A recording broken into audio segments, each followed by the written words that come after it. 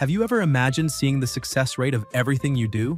Well, that's exactly what happens to a guy who's tired of his ordinary life, until one day, out of nowhere, he gains a crazy ability.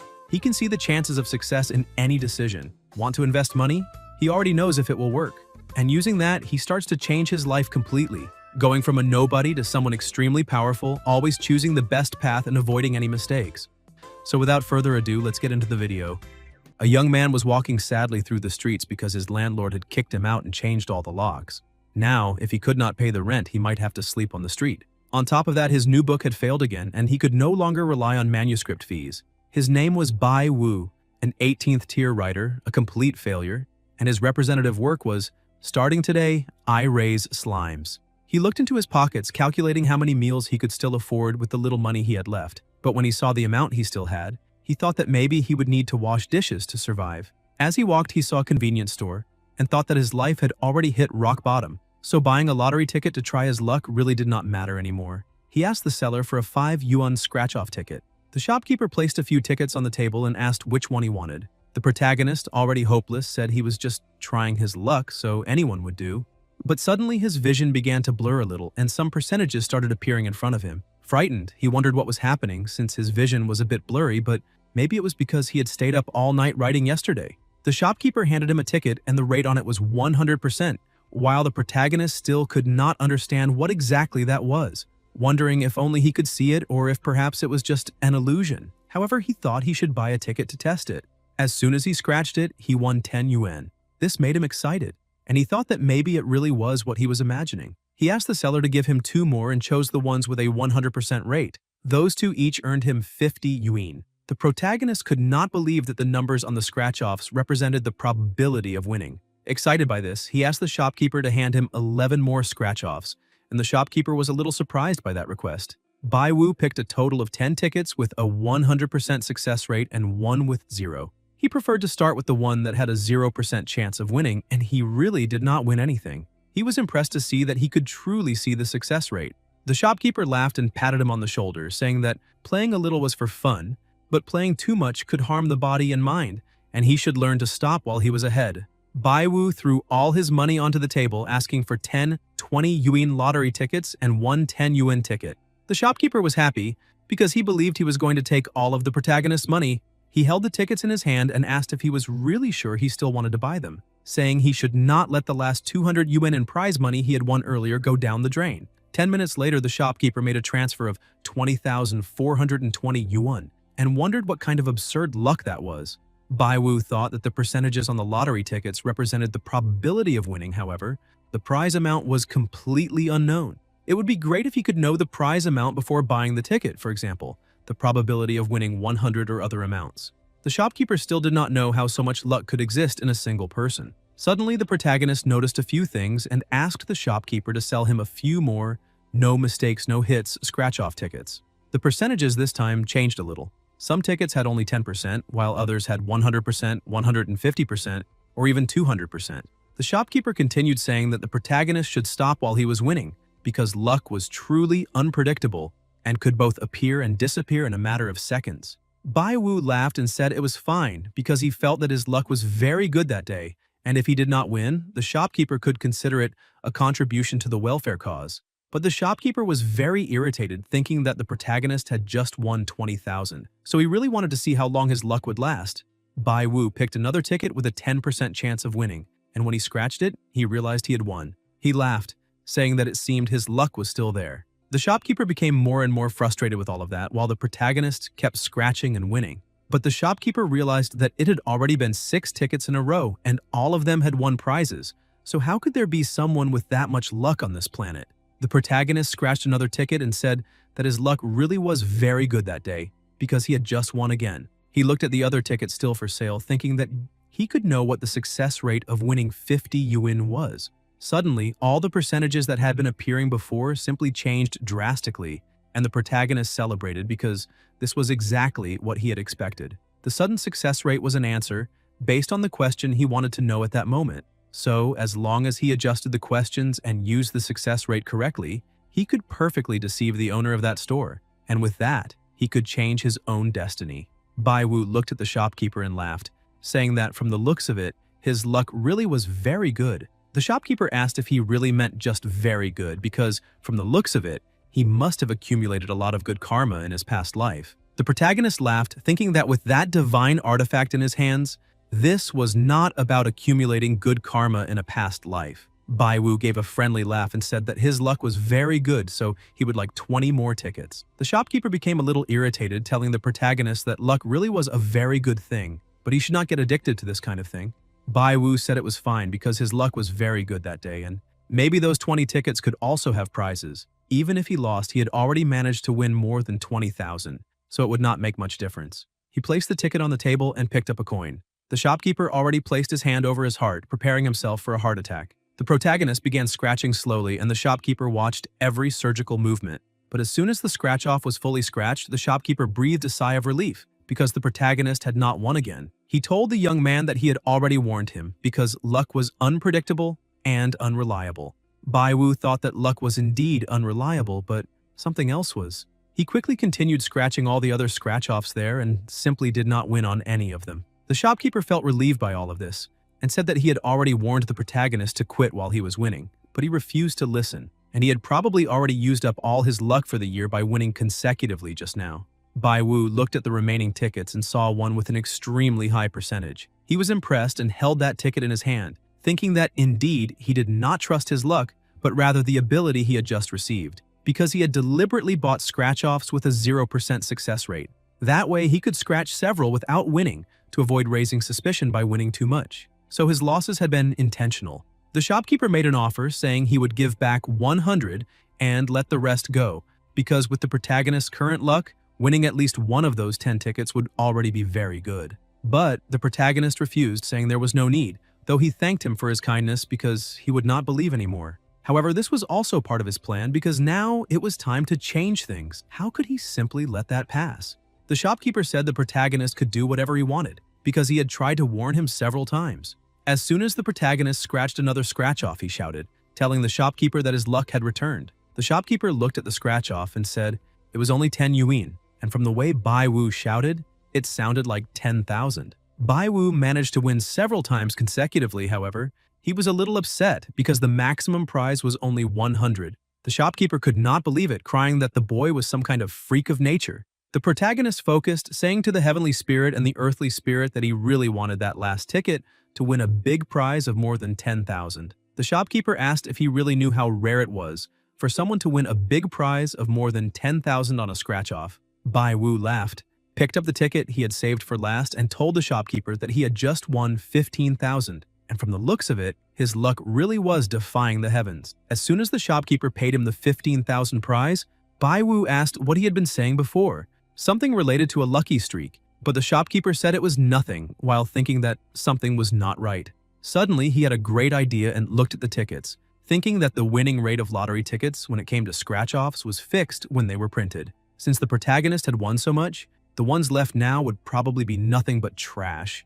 To try to recover some of the money he had lost there, the shopkeeper went over to the protagonist, saying that his luck really was incredible, and asked if he wanted to take another small risk. He thought that if other people came there later to buy more tickets and only won 1 or 2 out of every 10 tickets, then that would be very bad for him when it came to running his own business. Baiwu asked what the winning rates of the remaining scratch-off tickets in the cabinet were. Then, a new ability showed the percentage of every ticket, and most of them were at 0%.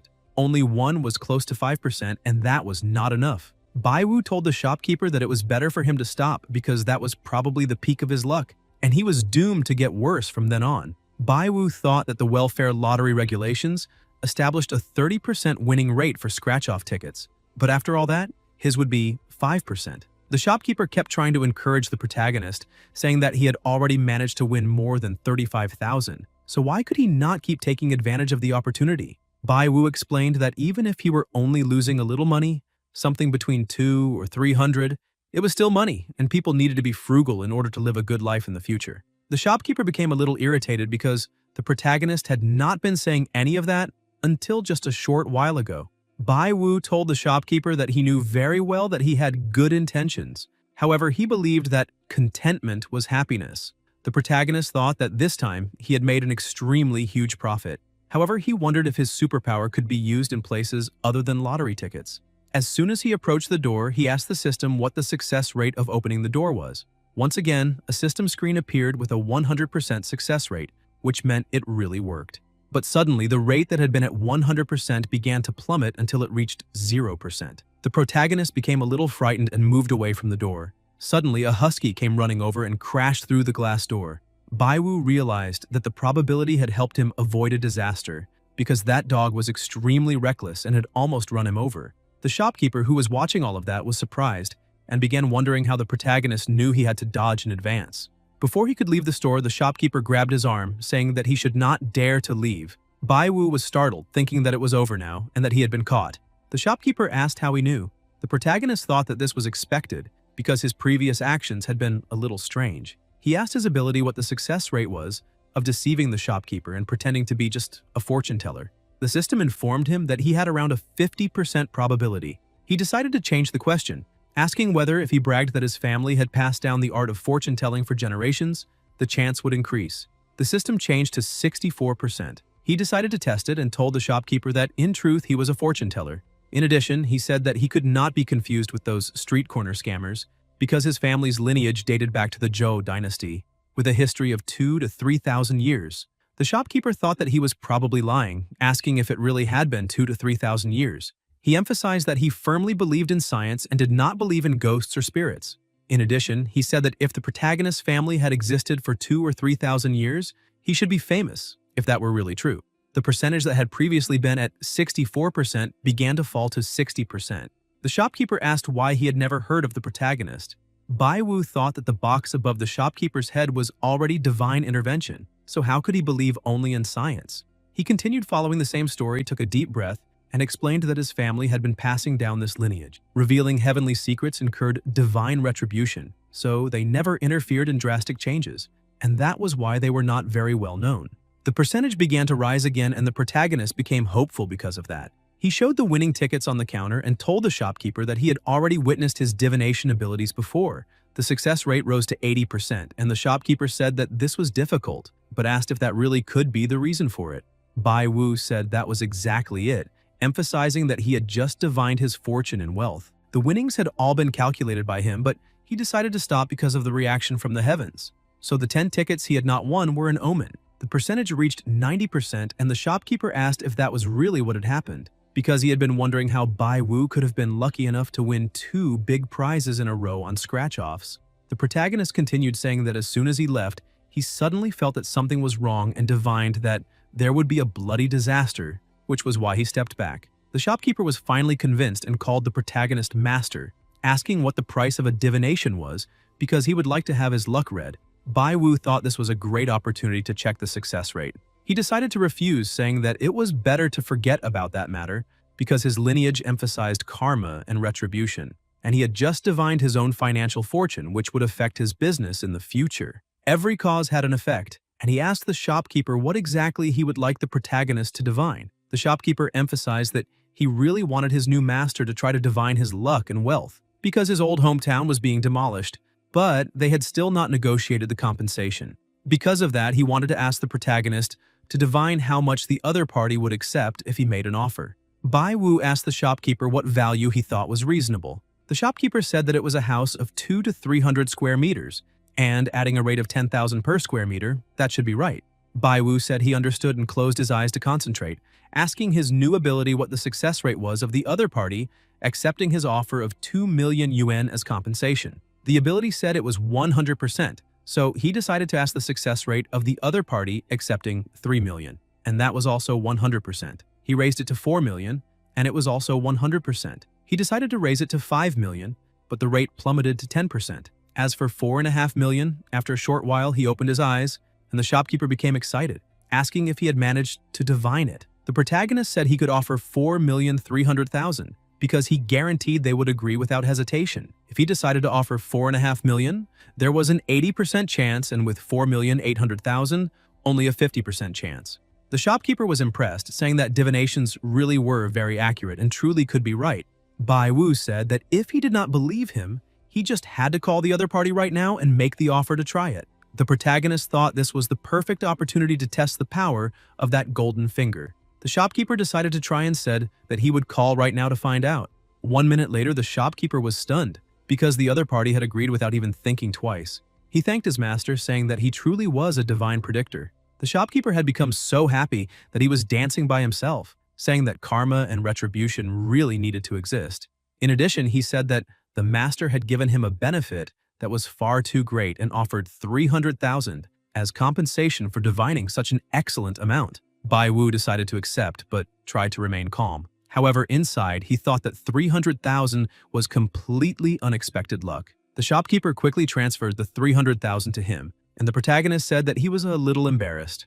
But inside, he was screaming because he had earned 300,000 so easily, and that really was incredible. With the success rate, life was like a complete cheat. The shopkeeper thanked him once again for doing all of that for him and said that he deserved every cent he had just earned. Bai Wu said goodbye, saying that he needed to leave now, and the shopkeeper thanked him again, telling him to be careful on his way home. Bai Wu thought that this was extremely powerful. As long as he used this golden finger wisely, he could definitely change his destiny and reach the peak of his life. As soon as he left the store, he saw that the dog that had crashed into the glass was still lying on the ground. He realized that the dog was a purebred and asked his ability if it was possible that it was lost. The golden finger said that the probability was 100%. Bai Wu looked at the dog playing with the little ball and approached it, saying that because of that dog, he had managed to earn a lot of money, so he would help it find its owner again. The dog threw the ball upward with great force.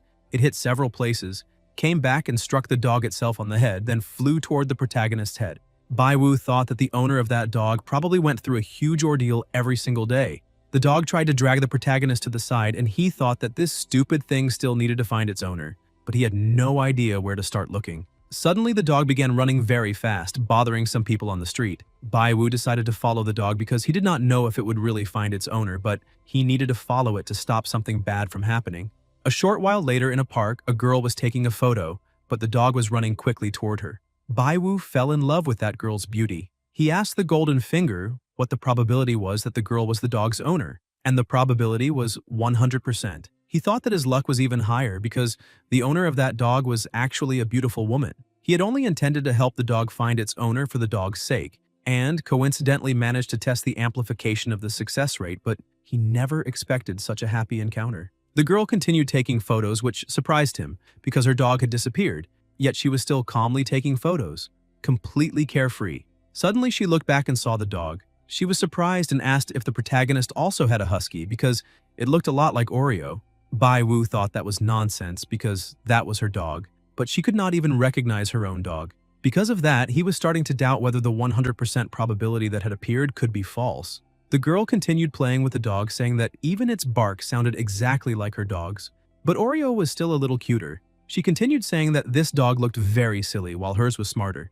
In addition, her dog ate pure and natural dog food that cost 500 per bag, and its fur was softer and better than this dog's. The protagonist tried to get her attention, thinking that this beautiful girl was a little stupid. The girl looked at him and asked what was wrong. Bai Wu explained that if nothing was wrong, then that was Oreo.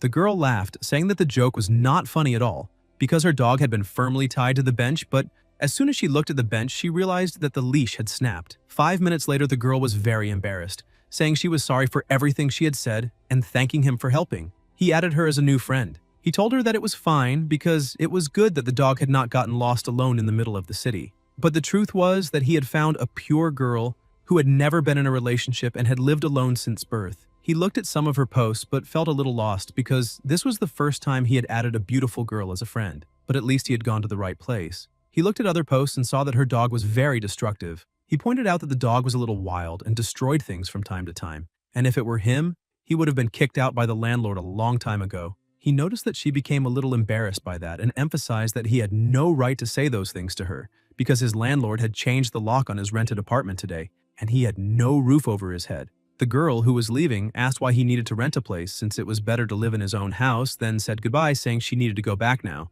Bai Wu began thinking about it because now that he had the success rate, he did not need to worry about rent since getting rich and buying a house was within his reach. He continued walking down the street asking himself how he could get rich and buy a house, because even after the demolition compensation, 300,000 was not enough for the down payment, and that kind of thing did not happen often. Because of that, he needed to find a stable and quick way to make money. The fastest ways to make money might be the lottery or stock trading. As he walked, he passed by an antique treasure shop and realized that he could find hidden gems in antique stores. Several people offered him various things. Two other people who were sitting nearby noticed that the boy walking there was definitely a rookie since he seemed to have zero sense and was very ignorant. The protagonist crouched near a stall and thought that those guys definitely believed he was an easy target, a naive beginner, and that was why they were all trying to deceive him. The seller near him explained that all the things for sale there were heirlooms from his own family, because his surname was Li. He had heard that his ancestors were descendants of Emperor Taizong of Tang, Li Shimin. The protagonist told him not to worry because he would just take a good look at the items. He began laughing because no one expected that he, just a rookie, had the golden finger and could not be deceived by anyone. Then he told his ability that he wanted to know the success rate of buying genuine antiques at that stall. The probability appeared as 100%, but the protagonist became a little cautious, asking if all of that was actually genuine, because there was no way, and something had to be wrong. He realized that, in truth, his question had been asked the wrong way because there was a problem with the definition of antique. Who knew which era those antiques were from? Maybe they were not worth anything. Because of that, he needed to define a limit for the success rate. He asked what the success rate was of buying an antique worth more than 10,000 at that stall. The probability appeared as 0%. He decided to ask about something worth 5,000, and the probability also remained at 0%. But as he kept looking, he noticed that something from the Republic of China period was at 100%. He asked the seller how much that item cost. The seller said that he was a young man with very good taste and that this was the most valuable antique because Empress Dowager Cixi had used it. Now, seeing that they were destined to meet, he offered it for 20,000. The protagonist prepared to leave, asking if that thing was trash because he doubted it was worth 200, and the man was trying to trick him by trying to sell it for 20,000. The seller kept trying to sell it, asking the protagonist not to walk away because he would give him a 50% discount and offer it for 10,000. But Bai Wu simply ignored him and continued walking away even faster, thinking that fraud existed everywhere, and it seemed that the value limit for antiques could not be too low. So he needed to set at least 10,000 as the limit. He went to another person's stall and asked the golden finger what the success rate was of buying an antique worth 10,000 at that stall. The probability appeared as 10%. He decided to change the question, asking about 20,000, and the rate remained at 10%. He decided to raise it to 30,000, and the rate stayed at 10%. He was impressed because even at 50,000, it was still 10%, and maybe he could find a real treasure. The seller smiled and thought that perhaps he needed to give that rookie his first lesson. He began explaining that buying antiques required an accurate eye and that he did business with integrity, never acting like some unscrupulous merchants who asked for absurd prices. He tried to push a vase onto the protagonist, saying that it was a good item, but the probability of that item being valuable was 0. So Bai Wu stopped him, saying that there was no need to recommend anything because he had already chosen. Then he pointed at an antique that had a 100% probability of being worth 50,000. Bai Wu thought that he was not a rookie dreaming of finding a hidden treasure because, with the success rate in his hands, he was the golden touch of the antique street and would become the #1 master of antique appraisal. Because of that, the seller was witnessing the beginning of a true legend. The seller became a little confused, wondering what was going on, because that rookie was apparently blind. It was not just because something looked old that it meant it was actually old. That item was fake and had just come out of the kiln. He wondered how he could raise the price of that piece of trash. Bai Wu realized that the seller was acting strangely and was definitely trying to take advantage of him and inflate the price. But this happened because he had shown interest too quickly, and he should not have done that. He had gotten carried away because of the success rate and had become too excited. The seller said that he really had quite an appetite, but he should follow the advice of an expert seller. He asked him to take a look at that porcelain vase first because buying antiques was about discernment first and connection second. He could see a good connection between the two of them, and that was why he was giving him honest advice. He asked him to look at the glaze of that vase, the smooth molding, the purely handcrafted work, and the very clear sound which demonstrated its quality. He emphasized that it was not expensive, only 50,000, and if he managed to resell it, he would probably make a huge profit. Bai Wu made a satisfied expression to deceive the seller. He wondered how much that thing could be worth and why the seller was looking at it that way, because he was not pushing the wine vessel, but recommending that broken vase instead, and he probably did not know that there really was a potential treasure worth 50,000 there. The protagonist decided to refuse, saying that he also believed buying antiques was a matter of connection, and that porcelain vase was beautiful, but it had no connection with him. He held the wine vessel and said that he thought this vessel looked very good. The seller asked if he was really interested in that bronze wine vessel, and from the looks of it, he had a good eye because that was a discovery he had found in the countryside for 8,000. If he really wanted it, he could sell it at cost price, and asked if he accepted the offer of 8,000, not a cent more or less. The protagonist was tempted to accept because, compared with 50,000, 8,000 was just pocket change, and that seller seemed to have no idea of the true value of that bronze wine vessel. He asked the golden finger what the probability was that the seller knew its true value, and the probability appeared as 0%. Bai Wu thought that he had expected that. With the success rate in his hands, all hidden intentions were within his reach. Because of that, he could think a little about how to manipulate the negotiation and pretend to be a poor rookie. After all, no matter how sophisticated the quotes were, as long as he knew the final result, he would be invincible. Because of that, he would use the success rate to test the minimum price the seller would accept. He asked what the probability was that the seller would accept selling that vessel for 4,000, and the probability was 100%. That impressed him. 2,000 was also 100%. He decided to lower it to 1,000, and the probability dropped to 80%. He thought that it did not matter much because he could not be too greedy, so he already knew what to do. He told the seller that 8,000 was a little expensive and asked if they could make it a bit cheaper. The seller thought that he had bought many things for a very low price, and no matter how cheaply he sold it, the profit would still be huge. He told the protagonist that 8,000 for such a good item really was not expensive. However, a connection with someone who also understood things was more important, so the protagonist could choose the price. Bai Wu offered 2,000. The seller was surprised, thinking that this boy really was bargaining hard, but 2,000 was still a huge profit. Since the seller had fallen silent, Bai Wu decided to push a little more and asked if he really would not accept the 2,000, because if not, then they should just forget about this conversation. The seller finally gave in and said that 2,000 was a great price. In truth, he had bought 2 items for 8,000 and sold the other one to a beautiful lady yesterday. He quickly packed the vessel and handed it to the protagonist, who transferred the payment. Bai Wu left laughing, thinking that he had made a true fortune. The seller also smiled widely because he had also managed to make a fortune since he had paid an extremely low price for that thing. Something worth only a few yuan sold for 2,000. That was very easy money selling trash. A rookie trying to imitate professionals in finding treasures. That boy was too crazy because 2,000 was still a huge profit for him. He celebrated with the seller beside him, saying that yesterday a lady had bought a wine vessel for 9,000, and now that foolish boy had bought the other vessel for 2,000. The buyer was not as smart as the seller, and that money had been very easy to earn. The other seller asked why he was showing off so much, and asked old Wang if that was not the young girl who bought the bronze wine pot for 9,000 yesterday, the one he had just tricked. Maybe she was there to cause trouble. Wang said that this really did not bring any trouble for him because money and goods exchanged were no longer a problem. As soon as the girl approached, Wang immediately began saying that his was a small business, so all sales were final and there were no refunds. The girl was a little lost and asked if he was going crazy, then asked where it was. Wang, who was also a little lost, asked what she meant. She asked where the other bronze wine vessel was because she would pay 10,000, or if he preferred 50,000 for the wine vessel. Wang began trembling and asked how much she had said, questioning whether that wine vessel was really so valuable and how that rookie could know something like that. The girl found his behavior a little strange and thought that maybe the seller was trying to inflate the price.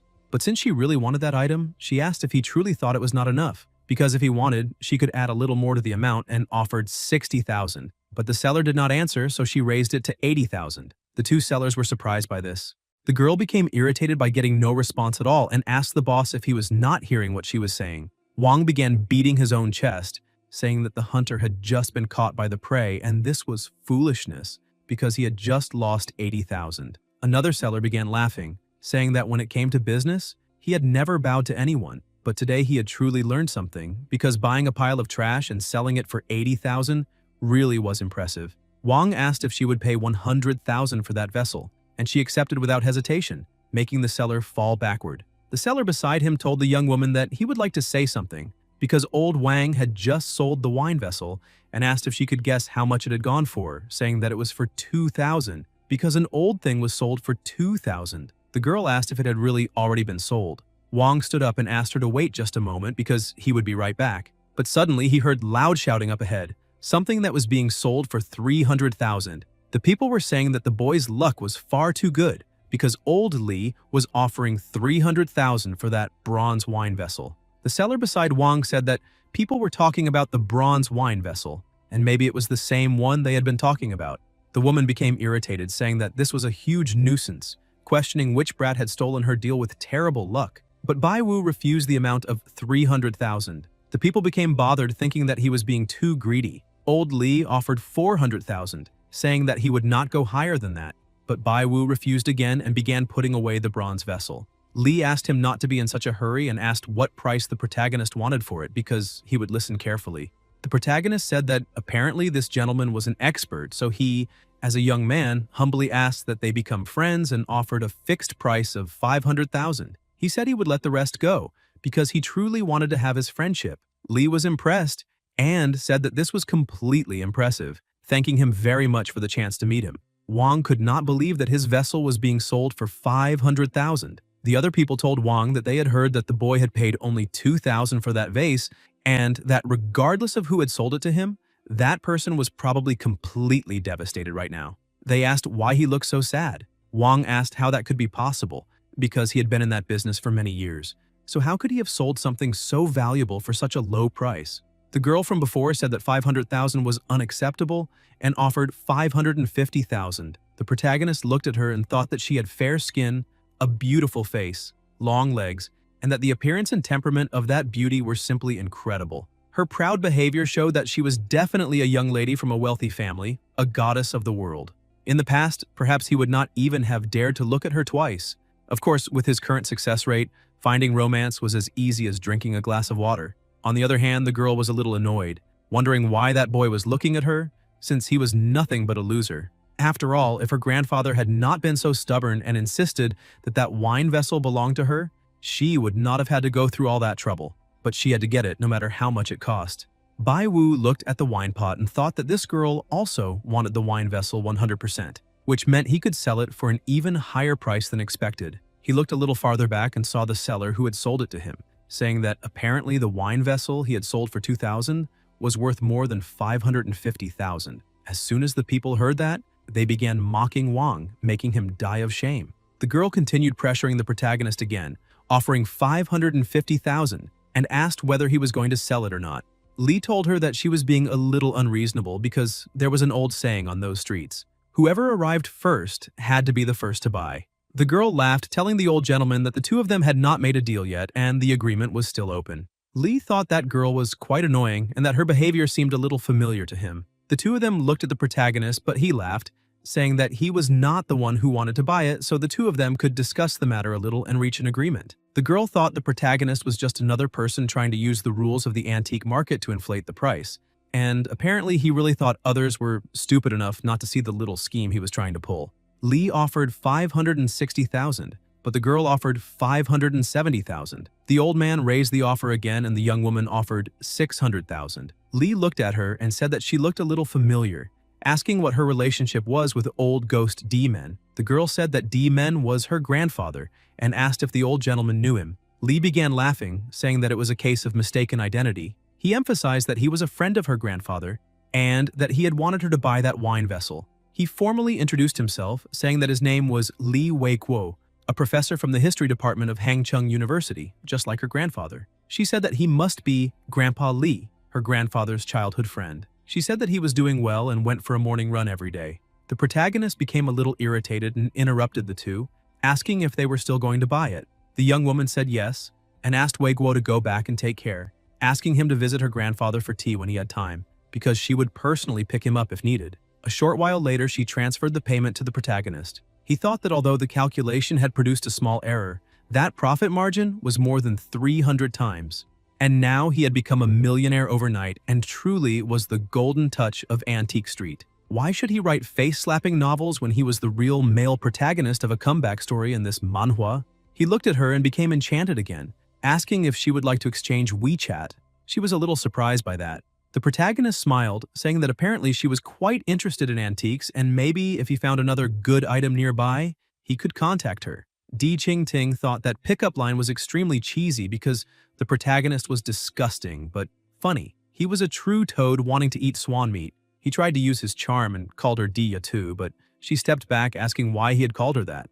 Di Yatu meant little girl or something like that. She began wondering why he was trying to be so friendly. One stroke of luck in finding a treasure, and he already thought he was the chosen one, anyone dared to try to get close to her. She became a little irritated, saying that he should not call her by name as if he were older than her. The protagonist asked the golden finger what the success rate was that she was older than him, and the probability was 0%. He began looking at her, thinking that she was truly worthy of being a pampered, arrogant, and proud young lady. But he had the ultimate trump card of the success rate, and he would definitely show his abilities. He asked what the chance was that she was 20 years old, and the possibility was 100%. He thought that both he and she were 20 years old, but his birthday was September 30th, so hers could be. He asked if she was born in May, but that gave 0%. He became confused, wondering what was going on because she was younger than him. But she had not been born in the last 3 months, so it could be a coincidence that they were both born on the same day, and that gave 100%. Qingting asked what game he was playing.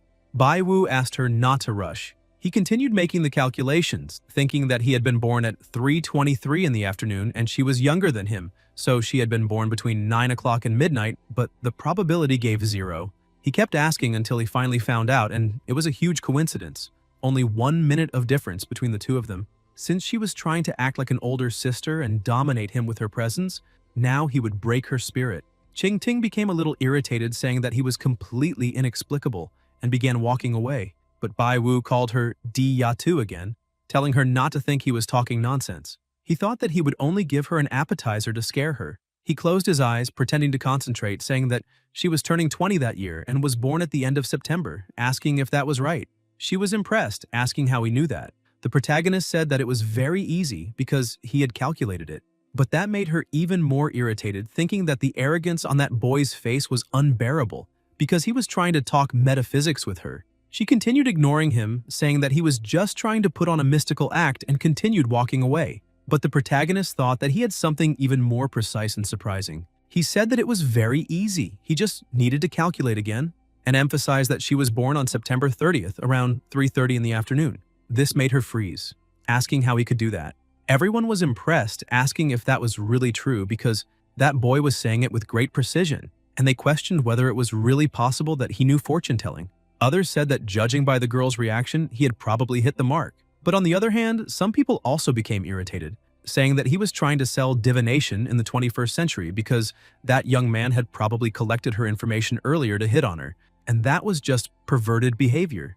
Baiwu simply remained silent, thinking that a pervert would not be able to discover such details, because now he could show his true ability. He told her that he would calculate again, emphasizing that she had not been born at 3:30 but at 3:24. He thought that now it was time to deliver the final blow, saying that she had been born on September 30th in the afternoon at 3 hours, 24 minutes, and 36 seconds. She was so surprised by this that she took out her phone with trembling hands and called her mother, who answered worriedly, asking what was wrong. She asked her mother exactly what time she had been born. Her mother said that she had been born around 3:30 in the afternoon on September 30th, but became a little confused, asking if she really did not remember her own birthday. But Qingting said that was not it and asked her to be a little more specific, questioning whether she had been born at 3:24. Her mother said that she also did not remember and that she would immediately check the birth certificate in the safe. 3 minutes later, her mother returned and said that she had been born at 3 hours, 24 minutes, and 36 seconds. Her mother was so impressed that she asked how she knew that. However, Qingting was even more shocked after discovering it. She stared at the protagonist.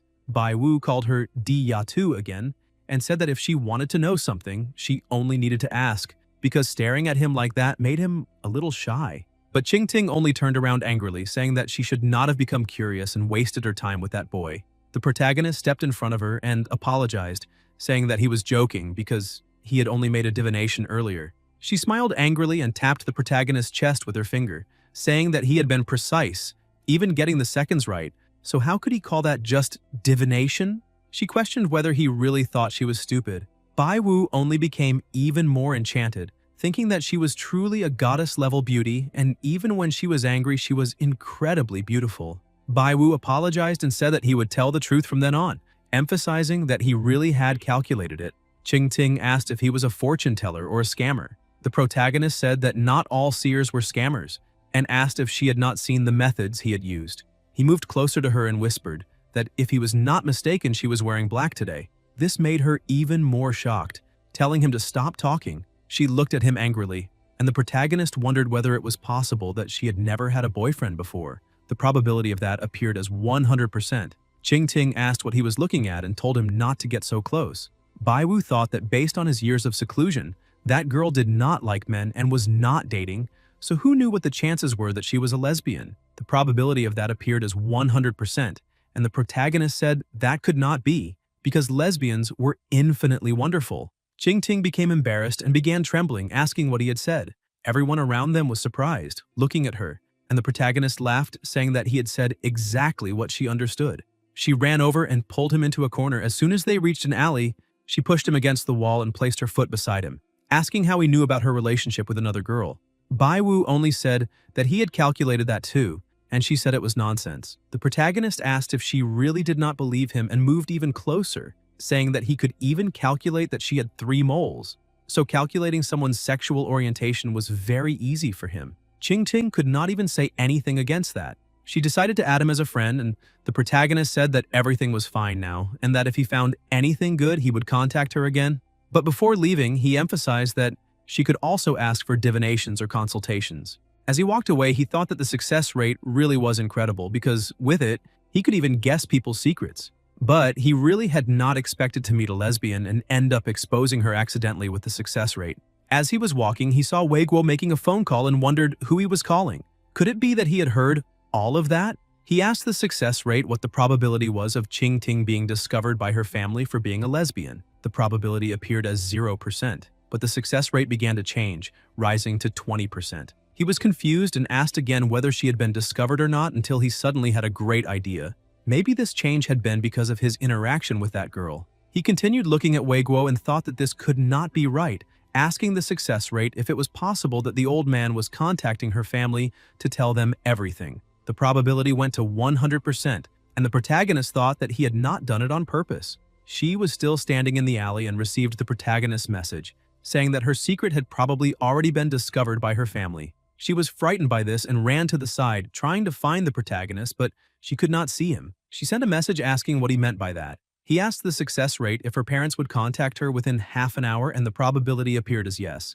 He decided to lower it to 5 minutes, and the probability also went to 100%. He sent her a message saying that he had just made another divination and congratulated her, saying that in 5 minutes her family would call her for a conversation. 5 minutes later, her phone really rang. As soon as she answered, her mother told her to come back immediately because she and her father wanted to ask her some questions. Wu took a deep breath and said that, from the looks of it, she would have to explain herself properly. In truth, parents were always golden love, always free love, just like he had left home alone with the success rate in his hands. That was just a mantra for others, but his realm was already different. It was a pity to meet a beautiful girl but be unable to flirt with her. Suddenly, his phone also began ringing. As soon as he answered, he asked his mother why she was calling him so suddenly and if something had happened. But the protagonist was surprised to discover what she wanted, because she wanted to arrange a blind date. He became irritated, saying that he was only 20 years old and she already wanted him to go on a blind date, and he refused.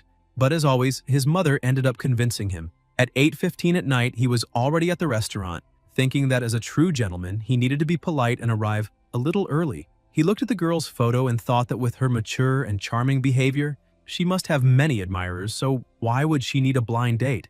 As soon as the woman entered, the protagonist looked over and saw Ting looking a little uncomfortable following a woman. He was surprised, asking what she was doing there too, and who was calling him, wondering if it could be what he was thinking. The success rate said that the blind date was with Ting's partner, and the rate of that was 100%. He asked if this blind date could also be a chain reaction caused by him accidentally exposing her, and the probability was 100%. He looked at the scene and said that one wanted to break up and the other wanted to reconcile. The plot was getting melodramatic. Ting's girlfriend, or ex-girlfriend, looked at the protagonist and asked Ting to let go of her arm, making her cry. Wu was startled because that girl's gaze could kill him. The girl walked over to Wu and introduced herself, saying that her name was Mu Yer. She said that she found the protagonist very good and handsome and said that she would like to be with him. Everyone around them was surprised by such a declaration, even him.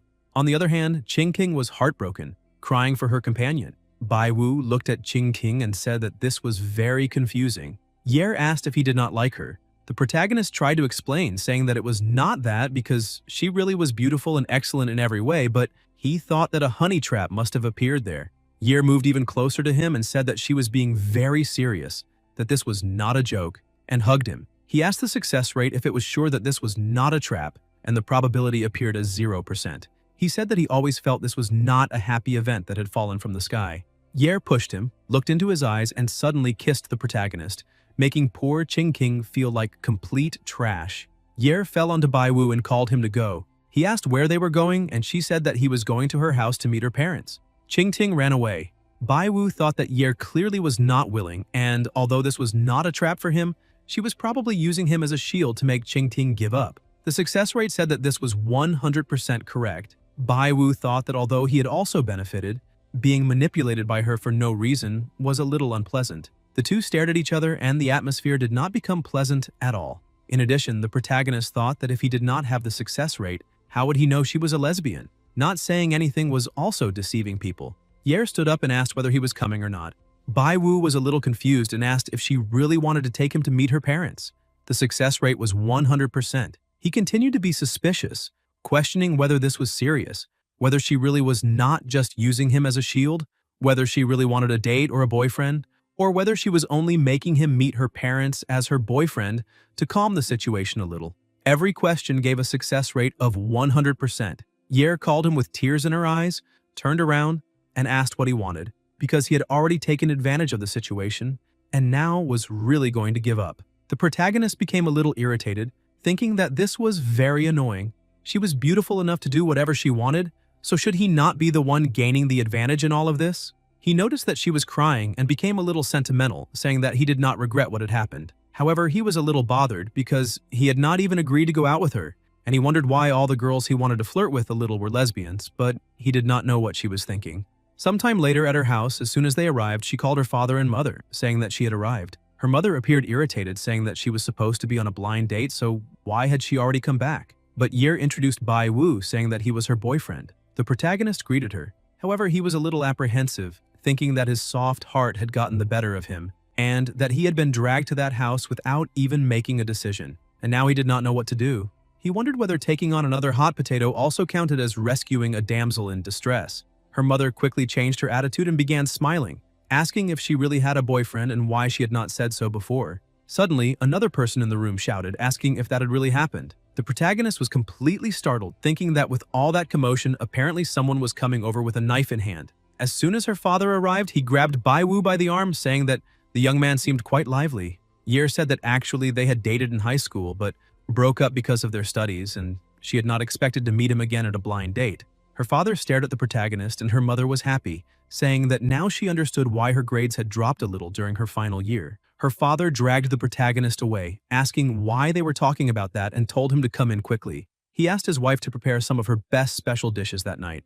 As he was being dragged, the protagonist realized that the two of them were so enthusiastic that if he had not known beforehand, he would have thought this could be a honey trap. Her father took the two of them to a room and told the protagonist that they could sit there for a while because he and his wife would prepare some dishes for them to eat. As soon as he left the room, Bai Wu asked if she really was that man's biological daughter, and the probability was 100%. The two began laughing, and suddenly her mother entered the room. Her father quickly came back, asking his wife what she was doing, and pushed her aside, saying that the two of them could continue freely with whatever they had been doing, then closed the door again. In the hallway, they could hear her father speaking loudly and enthusiastically to his wife, saying that tonight they needed to prepare a soup that would give that young man vigor. She became a little embarrassed by this, saying that this was the first time her parents had met her boyfriend, and maybe they were a little too excited. The protagonist was a little confused because apparently that girl's parents had become extremely enthusiastic and proactive on the very first visit. Outside the room, both her father and mother were trying to listen to what was happening inside. But her father was a little bothered, asking why there was no movement because he had clearly taught that young man that a great opportunity was right in front of him. But her mother became a little worried, asking the father if he really was not afraid that the young man would become so greedy that he would take advantage of their poor daughter. But the father ran over to her and covered her mouth, telling her to speak a little more quietly because if she did not take a risk, the bear cub could not catch the bear. He held a cleaver, thinking that they would not know whether it was fake or real without trying. In addition, they did not need to worry because he was prepared. If that guy dared to do anything, he would go in. The protagonist tried to get closer to her, but she stepped back a little, frightened. Bai Wu explained that he only wanted to sit down and chat with her for a while, but Yer, still frightened by that situation, apologized and said that maybe she still needed some time to adapt to the new relationship. The protagonist moved a little farther away and said that Maybe he had been a little presumptuous, and if she really was nervous about that situation, then he could give her a little more space. She was a little surprised, thanked him, and said that it was fine, saying that she could do it and would work hard to adapt. Baiwu thought that Yer really was a beautiful woman with no bad angles, and if only she were truly his girlfriend, things would be better. He decided to ask his ability what the success rate would be if he held her hand now, and the answer was 80%. He decided to ask about a hug, and the possibility dropped to 76%. He thought that maybe he had saved the galaxy, but soon pushed that thought out of his head, thinking that she only wanted a fake boyfriend to deceive her parents. Besides, he was a healthy, morally upright, excellent single young man, so how could he do something like that? He thought that he could not get involved in that mess and that it would be better if the girl could face herself honestly. He tried to move closer to hold her hand, but ended up tripping and falling. Her father quickly entered, shouting and asking what was wrong and if she was okay. But as soon as he saw the situation, he was surprised, and Yer shouted, asking her father what he was doing there. Her mother tried to smooth things over and scolded her husband, telling her daughter that it was good to see she was perfectly fine, because her father got scared very easily. Bai Wu asked why he was holding a cleaver in his hands. This made him even more worried, questioning what was going on, because he had done nothing and had been dragged into this for no reason. So why was the man entering with a cleaver in his hands? He took a deep breath, saying that he had not changed his mind, but suddenly realized that her father clearly did not believe he was dating his daughter. The wife scolded her husband, asking if he was crazy, because they were only testing whether he was a substitute, so why had her father entered with a cleaver in his hand? He explained that he was just a little afraid, because even if that boy was only a substitute, he could be used and try to do something more. Meanwhile, the protagonist remained confused, because he had been inexplicably dragged there to pretend to be a boyfriend and had almost been treated by her parents like a pervert. No one would believe this plot twist if he told someone about it. Yer asked if he was okay. The protagonist looked at her, thinking that even so, in the end, this was a family matter, and he preferred not to play this role anymore. It was better to leave while he could. He stood up and looked at her, saying that they could discuss this in more detail later because it was already getting late. Yer tried to stop the protagonist, asking if he really wanted to go back on his word now. But Bai Wu remained serious and asked if she really believed that a small act could deceive her parents, because he was already making it clear that he no longer wanted to cooperate with this performance. They were doing this because they cared about her, but she only wanted to use him to deceive them. He emphasized that open communication with her parents was the best way to solve problems. Yer was surprised by this and held the protagonist's arm, asking if he really could help her at least this once. Bai Wu smiled, seeing that now he was the one holding the cards there. Suddenly, the two of them began speaking very loudly, and her father and mother became worried. Her father asked why it seemed like the two were arguing. Her mother was a little happy, saying that only young couples argued, and that this was all her father's fault for calling him a substitute. But suddenly, she realized that maybe it was because her husband had scared the protagonist with the knife, and they had started arguing. Now they needed to think of a way because young couples always broke up after arguing. They tried to run to the room, but the protagonist opened the door and came out with a serious face without saying anything. As he walked, he thought that he could no longer stay there, because this situation was not helping that girl, but harming her. Her mother ran over to the protagonist, telling him not to put on his shoes because she had accidentally gotten them wet while preparing the soup. Bai Wu was surprised by this when he saw that his shoes really were wet. Yer came out of the room and asked her mother how exactly the soup she had been preparing in the kitchen had spilled there. Her father said that was exactly right, saying that his wife was being very careless. He told the protagonist that his shoes were wet and asked how he was going to go home. The mother suggested that he spend the night there until his shoes dried the next day. Bai Wu thought that he had explained everything clearly to Yer. Now how she would face it depended only on her. Her father also looked at the protagonist and asked why he could not stay there that night. But Bai Wu looked at them and said that he needed to go to the hospital to take care of a patient because the son of his 7th great-aunt's niece was sick. So he needed to say goodbye. Both the father and mother became a little confused after that entire explanation about aunt, daughter, and everything else. A short while later, the protagonist was lying in his bed, thinking that making money was much more reliable because as long as he kept making money, he would stay happy. So he needed to go back to buy more antiques tomorrow. The next morning, Wang was cleaning his artifacts, thinking that he had been careless and lost money to a rookie, so he needed to find a great opportunity now. He noticed that someone had stopped in front of his shop and looked up with a smile on his face, asking if there was anything the person liked in the store. But when he looked forward, he saw that it was the protagonist. Bai Wu asked if he had gone to the countryside to collect a few more antiques. Wang smiled and told the protagonist that he had arrived at the perfect time because he had managed to get more antiques overnight and asked if he would like to take a look. He thought that with every product he bought, he would be able to make an absurd profit. Bai Wu asked Wang to show him what interesting things he had. He pointed to some items, saying that this was what he had bought in a village overnight, and that he had spent 50,000 to buy that porcelain set.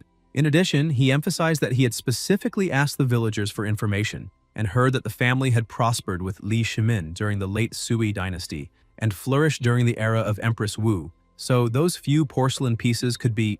Bai Wu asked if it was Tong San Kai. Wang said that was exactly right, whether it was the craftsmanship, glaze, or other aspects. Those few porcelain pieces were very likely Tang San Kai, and considering that the protagonist was an old customer, they could make a good deal. Bai Wu asked how much he was selling those pieces for. Wang said 60 and asked what he thought of that price. The protagonist made a surprised expression and said that the seller really was incredible because he was charging only 60 for that porcelain set.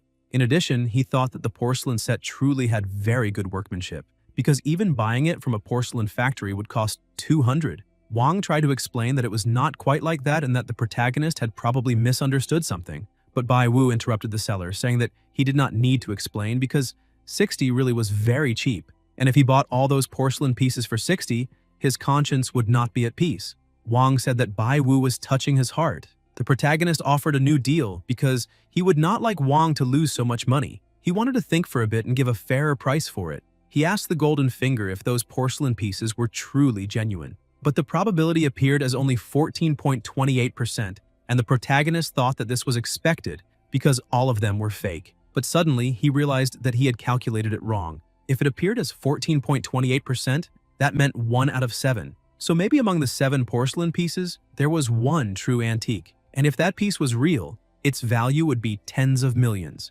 The golden finger said that it was 100% genuine, and the probability of its value reaching tens of millions was 90%. The protagonist finished checking and told the seller to give him a real price, asking how much that set cost. Wang thought that this time he had hit the jackpot and said that for only 600,000, he could take the entire set. Bai Wu asked if that really was the price.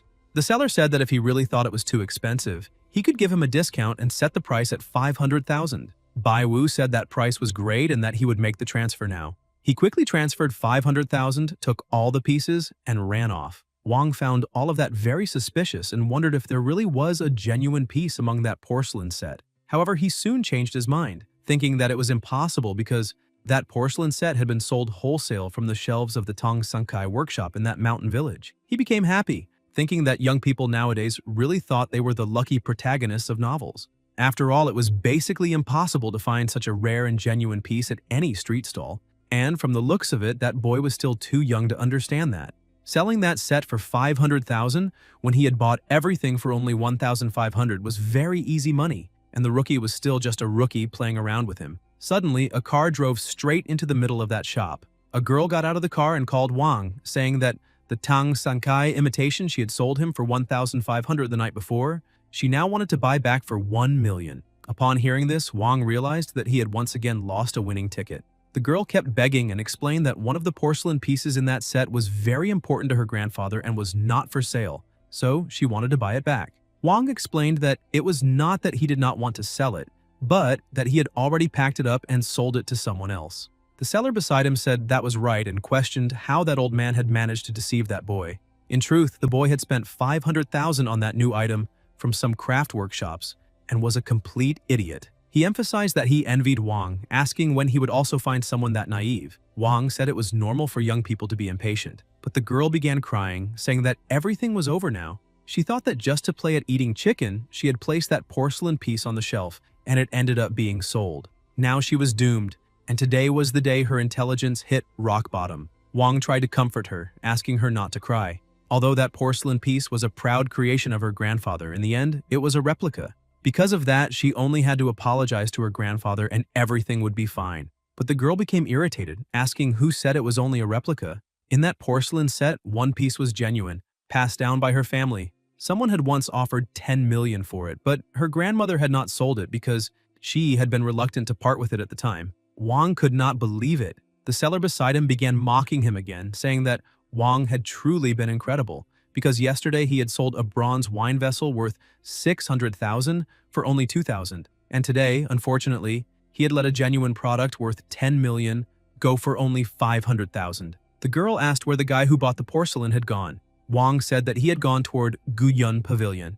Meanwhile, inside the pavilion, the protagonist was already having the item examined. The appraiser said that the expression was vivid and the glaze was complete, meaning that it was in excellent condition. The man analyzing it said that he had a camel in that shape inside his house, exactly like that piece, and that it was extremely rare for a 1,000-year-old porcelain piece to be so identical. He emphasized that the protagonist had said Wang had sold it to him because he had thought his granddaughter had secretly taken it out to sell. The protagonist thought that Tang Sanchai had been passed down from the Tang dynasty and was exactly the same item that the man was calling his. Maybe that item belonged to the old man. The golden finger said yes, giving a possibility of 100%. Bai Wu almost choked to death because of that. The old man became startled and asked what was wrong. The protagonist explained that it was nothing serious, because he had accidentally burned himself. Bai Wu wondered to himself if it was possible that the item had been stolen by the seller, but the probability of that was 0. The protagonist became worried because if it was not the seller, then perhaps the old man's granddaughter had sold it to the seller. The probability of that appeared as 100%. Bai Wu looked at the old man while thinking that apparently he had raised a prodigy granddaughter. The old man explained that that piece would probably sell for 12 million at auction. However, he said that if the protagonist did not mind, he would like to buy that piece for 9 million and asked if he found that acceptable. Bai Wu thought that 9 million was not a small amount. Besides, that piece had originally belonged to someone else. Bai Wu accepted the offer, saying that he would do as the gentleman wished. The old man took a card from his pocket and handed it to the protagonist, saying that it was his business card and that if he found any good items in the future, he could contact him at any time. Bai Wu thanked him and left the pavilion while looking at the old man's name, which was Che Yongkang. The girl ran out of the car and the protagonist was startled to see that she was running so fast that she could fall at any moment. He saw that the probability of her falling was 100% and stopped it from happening, asking her to slow down and be a little more careful so she would not fall. She said that her name was Che Xiaoxiao and that she would never fall, and that pickup line was so stupid that it made her wonder if he had been a lifelong virgin, a true Iron Man. The protagonist said that this was good intentions being mistaken for bad will, and he was only trying to warn her. He thought that this girl really did not appreciate kindness, but suddenly remembered that her name was Che Xiaoxiao. He asked the golden finger if she was that prodigy granddaughter of the old man who had sold her family's treasure. The probability appeared as 100%, and he thought that it really was a coincidence to find her right there. Xiao Xiao continued walking quickly, ended up tripping over a stone, and definitely fell into the protagonist's arms. She was startled, asking what kind of trick that guy had used and how she had really fallen. The people around them became uncomfortable, saying that society's morals were in decline, and told them not to be so unrestrained in broad daylight because that was indecent. Xiao Xiao became embarrassed and asked the protagonist to let her go quickly so she could continue on her way. But Bai Wu opened his hands, saying that she should be the only person letting go there because she was completely clinging to him. Upon realizing this, she stepped away, and Bai Wu said that if they had nothing else to discuss, he would leave right away. But she shouted for him to stop. The protagonist raised his hands, saying that he had not done anything, and asked her not to try to extort him. She took his phone, saying that he was very lucky because she needed to handle some urgent matters, so he had to leave his contact information so she could settle things with him next time. Bai Wu thought that he had only kindly helped her stand up. He looked at the phone and realized that she had added him as a friend. He began walking, thinking that he had not expected to meet a girl there and have her add him. But now that he had money, he dared to spend a little more extravagantly, wondering whether he should buy a car or a house first. Wang asked the protagonist who he had sold that porcelain to and how much he had managed to sell it for. Bai Wu said that he had sold it to Boss Che for 9 million. Wang only said that it was fine. The protagonist thought that the fat man really seemed impressive, remaining so unshaken after losing such a huge amount of money. Wang only smiled, saying that he would still deal with that brat properly. Xiao Xiao looked at her grandfather and realized that the piece was already with him. She thought that now it was already done and it was better to make a quick escape, but her grandfather noticed that she was there and shouted, ordering her to stop hiding and come in right away. Yongkang was looking at his unique piece, sold for 200 and bought back for 9 million. He asked his granddaughter why she had time to visit her old grandfather. However, the news was very good, and he emphasized that he had just bought something excellent. Xiao Xiao became even more frightened, thinking that she had not managed to arrive in time, and her grandfather had ended up buying that item back. This was extremely unlucky. Yongkang asked what was going on because she was acting strangely.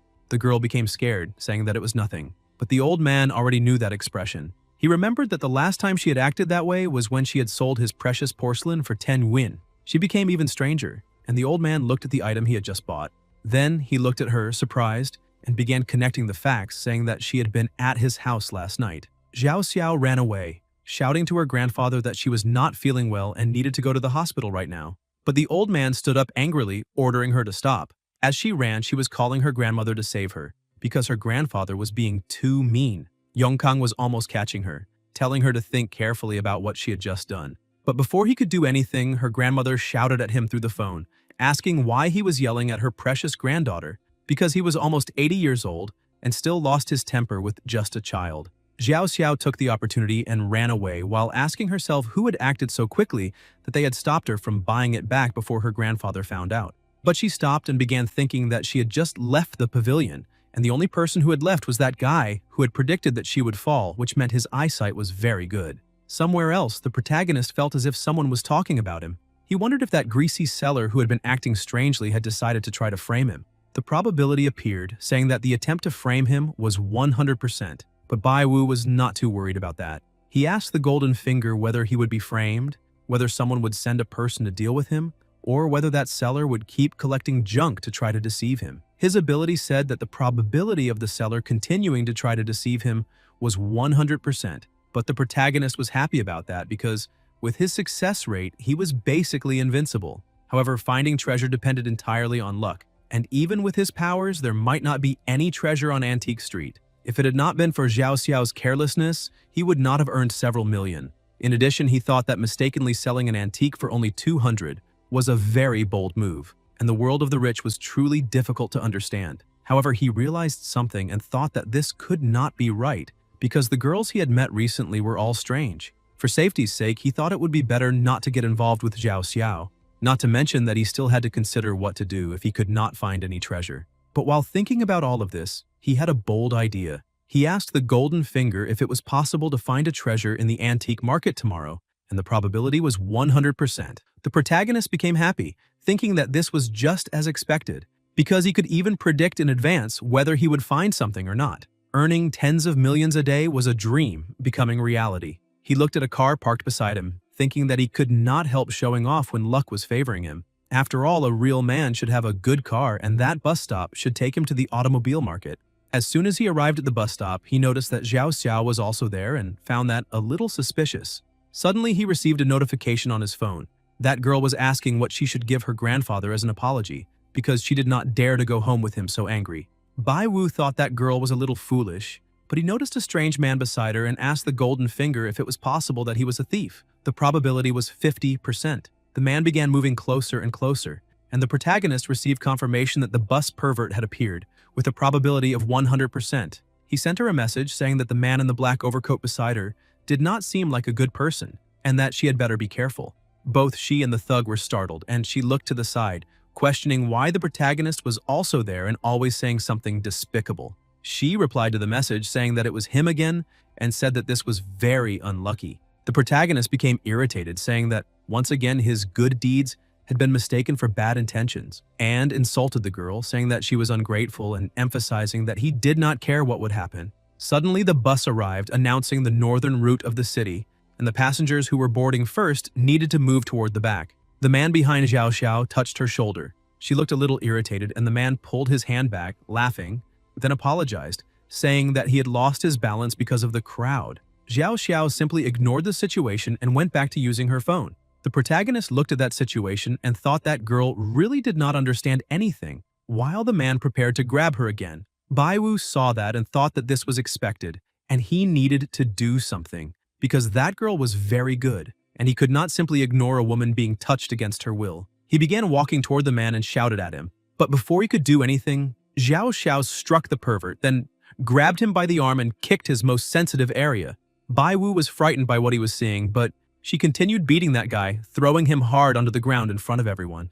The other people were a little confused, not understanding what was happening there. Zhao Xiao shouted, a little embarrassed, that the man had been deliberately trying to touch her. Bai Wu was startled, thinking that the structure of that girl was proportional to her agility, and that she could be some kind of mixed martial artist. But Zhao Xiao was truly interested in figuring out how that unlucky guy had managed to predict that she would be attacked again, because he seemed more precise than her when judging people and things. This was a little strange. Bai Wu, frightened by her strength, thought that this time it was over for him, because if she knew that he had bought the Tong Sun Kai, he would probably be dead right now. He said that he needed to get rid of that girl quickly. It was only 2 stops to the automobile market, so that should take only a few minutes. But the Golden Finger said that the probability of that was 0%. The protagonist was a little shocked, asking what was going on and why the bus would not take only a few minutes to reach his destination. This was extremely unlucky.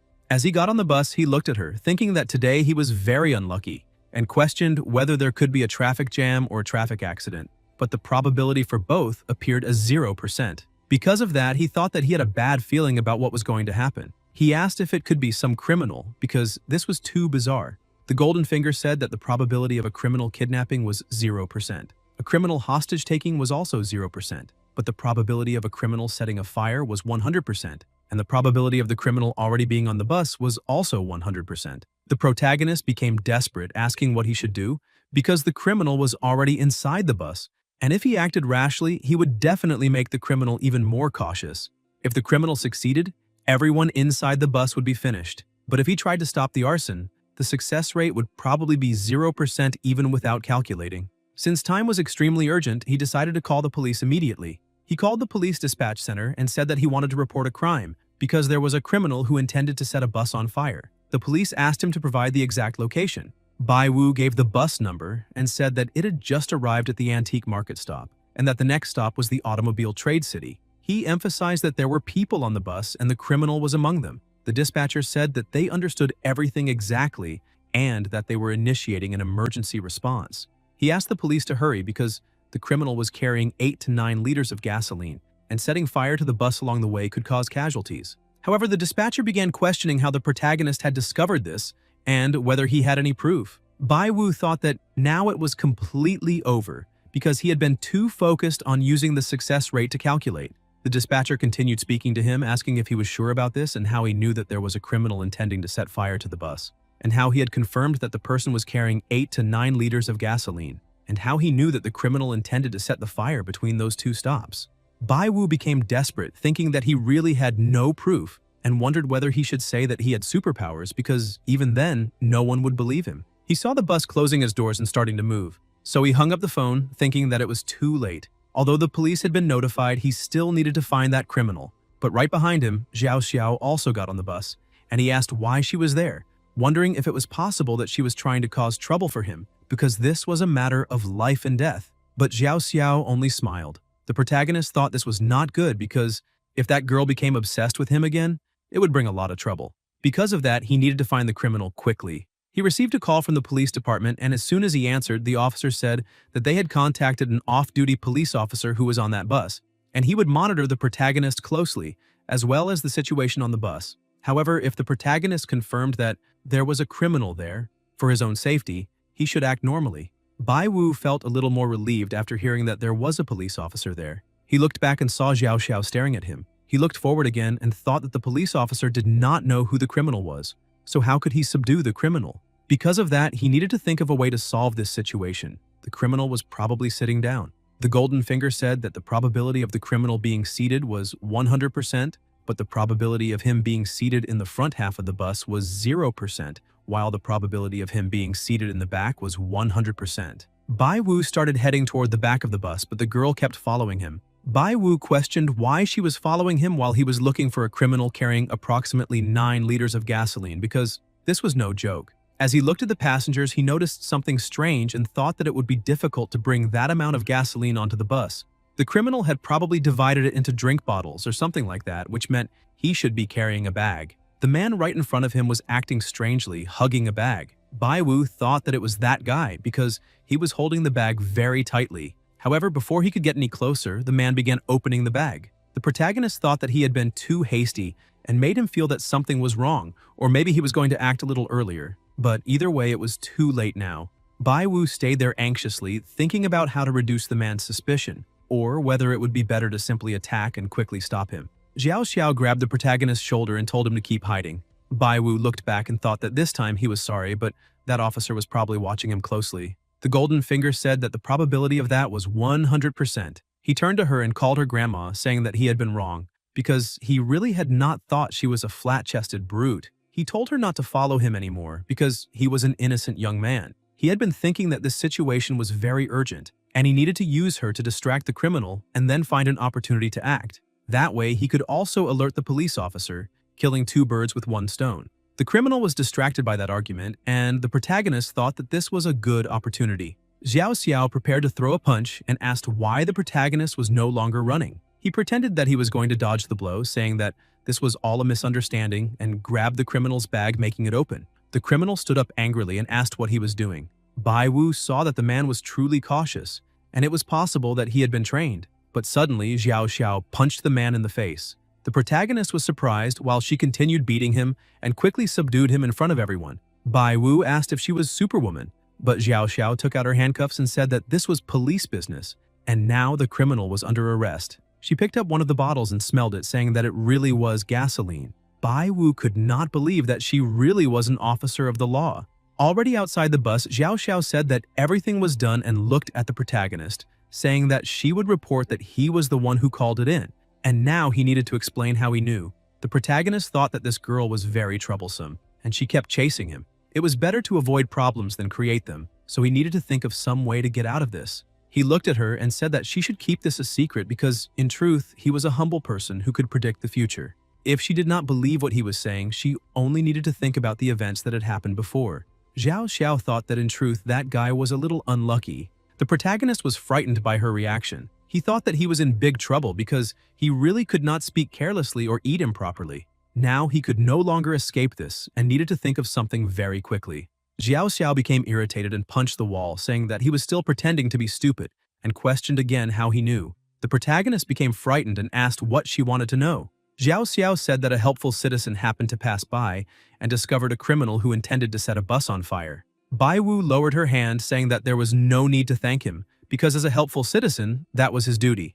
But she continued irritated, saying that from the looks of it, he would not cry until he saw the coffin. She pressed him against the wall, saying that she remembered very clearly that he had not entered the bus when he called the police. In addition, he did not know the criminal, but he knew that the man was carrying 8 to 9 liters of gasoline. The people around them began getting curious, looking at that situation. The protagonist kept disguising it, saying that he had only guessed.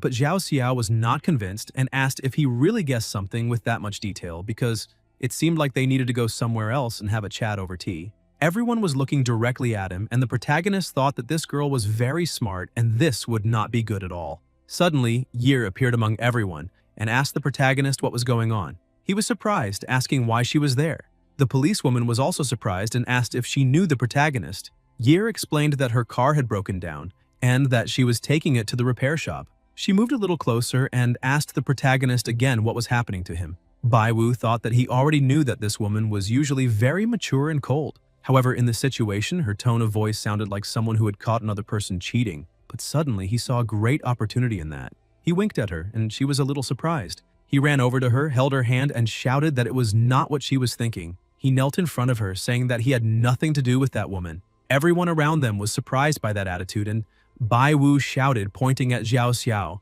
saying that she was the one who would not leave him alone. He told Xiao Xiao that they barely knew each other. In addition, he loved his girlfriend very much and asked her to stop bothering him. Xiao Xiao became embarrassed, saying that this was not exactly what was happening. The people around them asked if this really was a cheating scandal happening right in front of them, because it was exciting. From the looks of it, that man had brought his lover to buy a car and was caught red-handed by his wife, and judging by the wife's expression, she must be furious.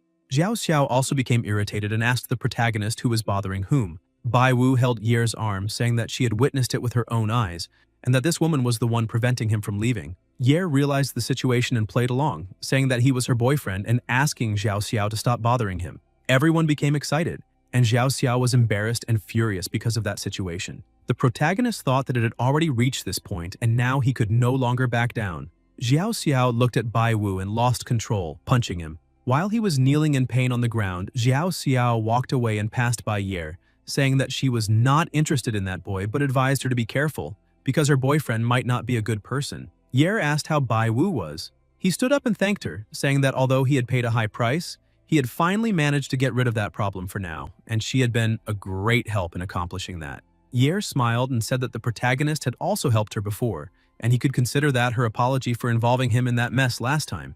But among all those people, Ching King was also watching the protagonist and Yer talking and smiling. She became so jealous that she said that if the protagonist bothered her girl again, she absolutely would not let him escape this time. The next day, Bai Wu was thinking that love affairs made heroes weak, and if he kept getting involved with those young women, he would not be able to do anything else. So in the future, he should avoid them, cause fewer problems, and focus on making his money, because in life, everything else was just an illusion. Only money was real. He returned to Antique Street, but Ching Ting was following him.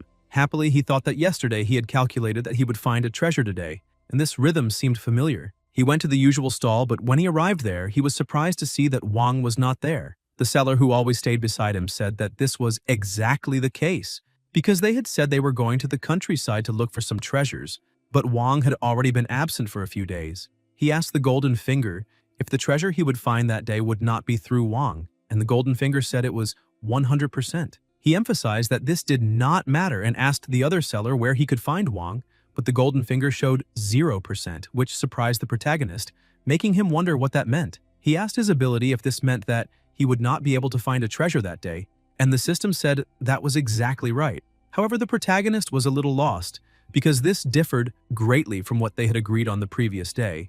This probably showed that there was a treasure, but he would not be able to find it.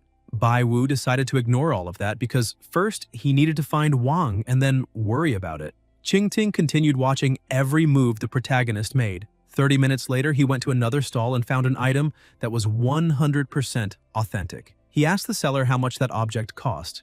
The merchant said it cost 3,000, but if the protagonist liked it that much, he could give him a 5% discount.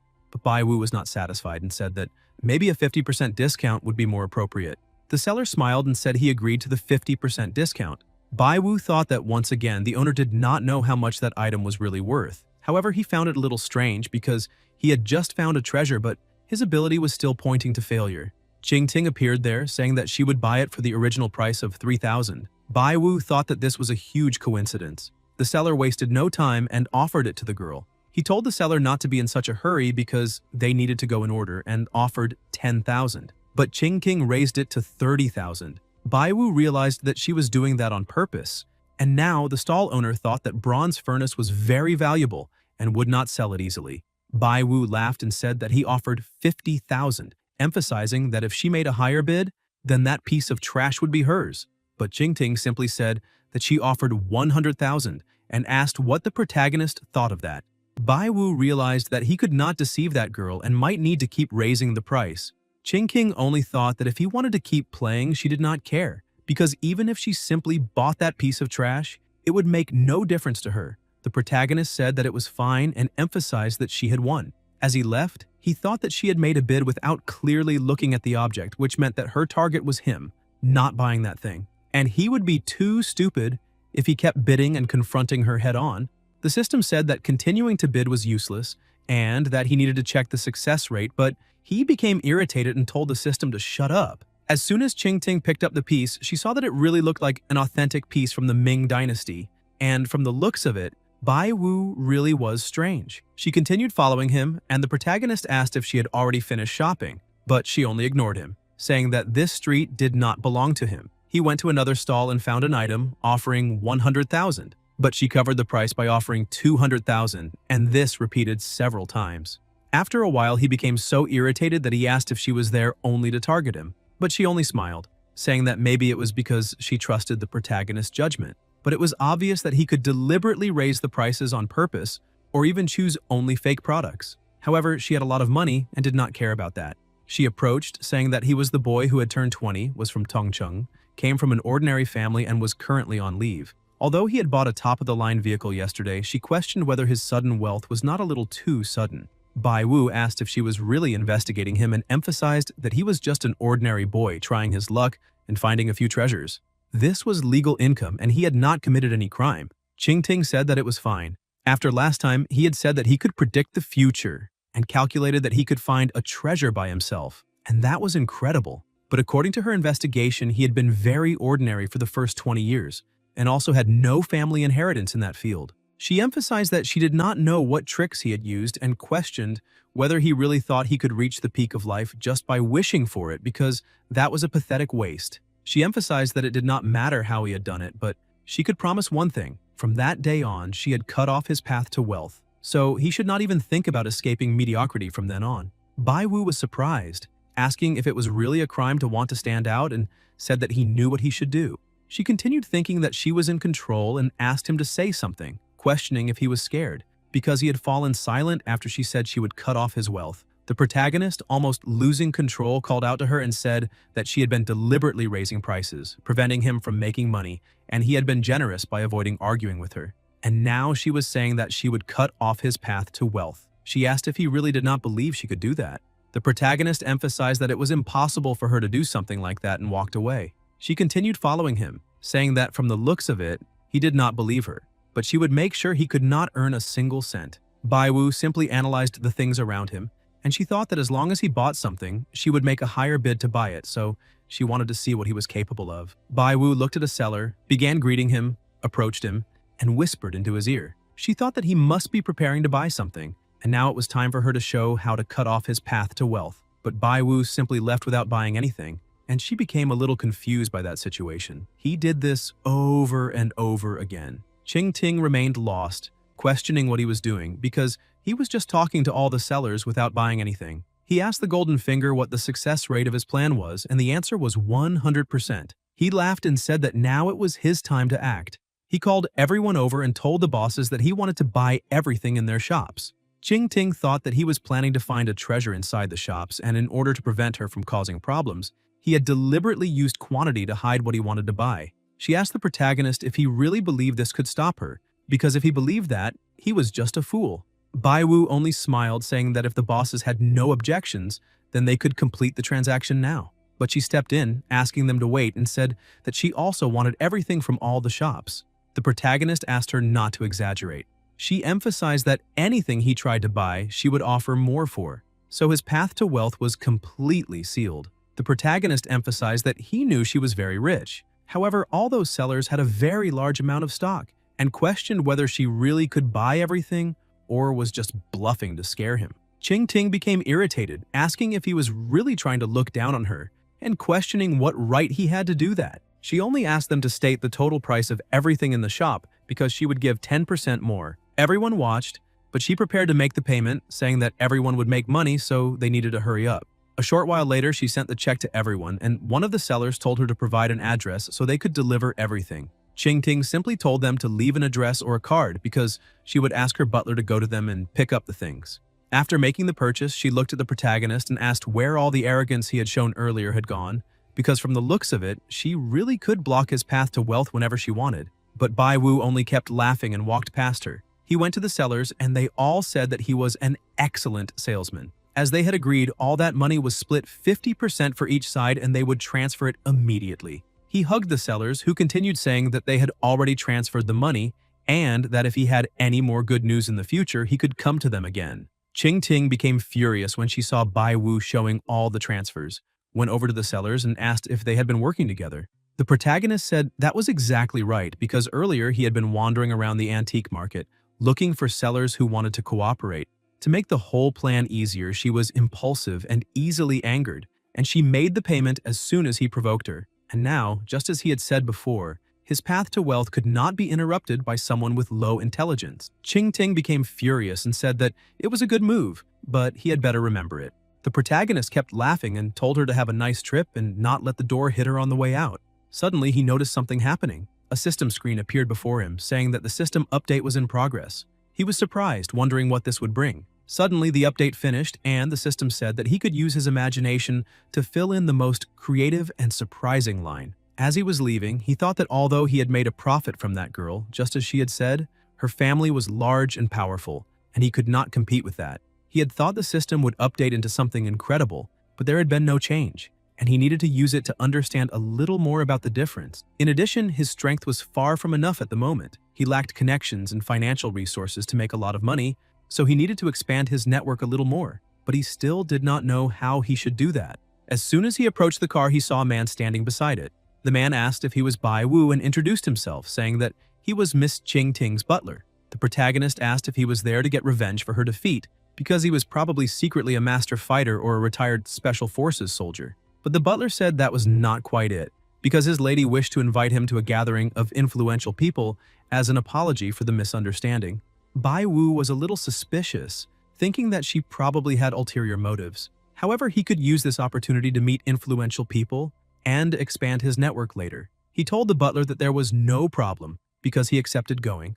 A few hours later, he appeared at the agreed place and she was waiting at the door saying that she thought he would not show up. The protagonist emphasized that even if it was a hostile banquet, Liu Bang had walked away unharmed, so what should he be afraid of? Qingting asked him to follow her because she wanted to introduce him to some people. She showed him 3 people, saying that the blonde one was the future successor of the Xinghai group, young Master Wang. The one in the middle was Mr. Zhou, head of Xingchuang Technology, and lastly, Madame Liu, CEO of Yifu Media. She was sure that he had heard of them before. Bai Wu was surprised, thinking that all of them were genuinely influential people, and in truth, he was a little nervous seeing them.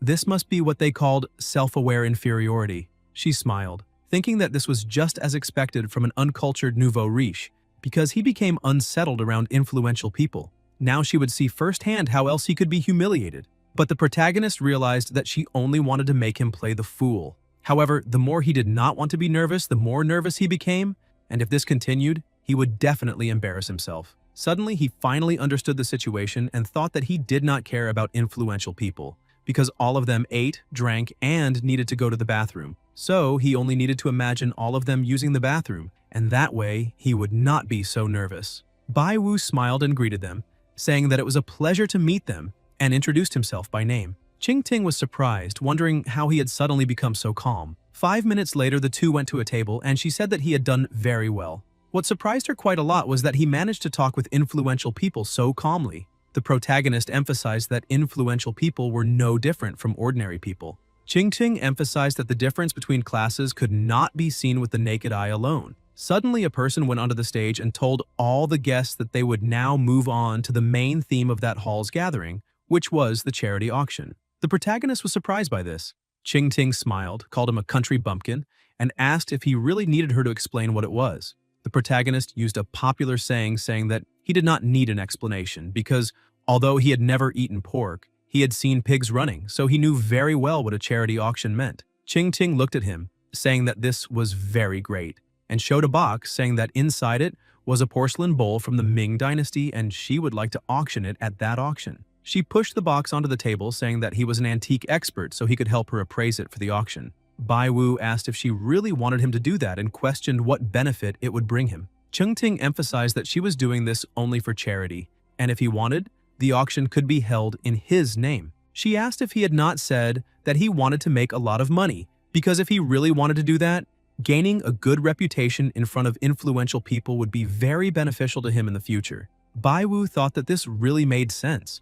Everyone there was influential, and making them remember him would truly help expand his network in the future. However, he remained suspicious, saying that something was not right, and asked why she would deliberately want to help him. Qingting said that it was very simple because it was better to resolve enmity than let it continue, and she did not want things to become too awkward between them. The protagonist remained on alert, thinking that he could not trust that woman because she was probably trying to set up some scheme. He asked his ability if it was fake, but his ability said that the authenticity was 100% with an additional condition. In addition, the recent transaction price was 12,500,000. Seeing that the antique really was real, he asked the ability if the auction could be a failure, but the chance of success was 100%. He thought that both the antique and the auction would be successful, so there was nothing he needed to worry about, and from the looks of it, he had been thinking too much before taking any action. Even if she had a scheme, he had the system, so he did not need to be afraid. Qingting prepared to take the box back, asking if he agreed because if he did not want to, it was fine. The protagonist held the box, saying that he agreed and loved doing good deeds. The announcer said that the next item was the final item of that charity auction. Bai Wu looked at Qingting, who had a somewhat strange expression on her face, which made him think that there was probably something strange behind all of this. The auctioneer said that this item was being provided by Mr. Bai Wu. The protagonist thought that he had already come too far and that overthinking now was useless. The antique was real, and the auction also had a 100% success rate, so he wanted to see what tricks she could pull. He placed the box on the table and said his name to everyone, saying that it was a pleasure to meet them. But as soon as he removed the lid of the box, it revealed a roll of toilet paper, leaving him surprised. People began mocking the situation, asking if the organizers had brought that to liven up the atmosphere. The protagonist thought that he had known it would not be that simple, so this was what she had been planning from the beginning. He tried to imagine when she had swapped it because the antique had been tested and was 100% real. He remembered that she had said her earring had fallen and asked him to pick it up. As soon as he bent down, that was probably when she had switched the boxes. He thought that this was a very deep strategy because she was laughing while watching that situation. The auctioneer also mocked him, asking if the protagonist had been in a hurry to use the bathroom and had actually gone up onto the stage with toilet paper. Ching Ching was enjoying the moment, thinking that this time she had managed to make him play the fool. However, the protagonist thought that he could not let this go cheaply because if he ran away now, it would mean falling completely into the plan she had made. Because of that, he needed to find a way to save the situation. If everything collapsed, rumors would spread everywhere, and he would not be able to continue his career. Some people kept laughing, saying that if he did not have a presentation, he needed to leave the stage, because they were just standing there looking at an idiot. Another person asked the host to kick the protagonist out because they needed to continue.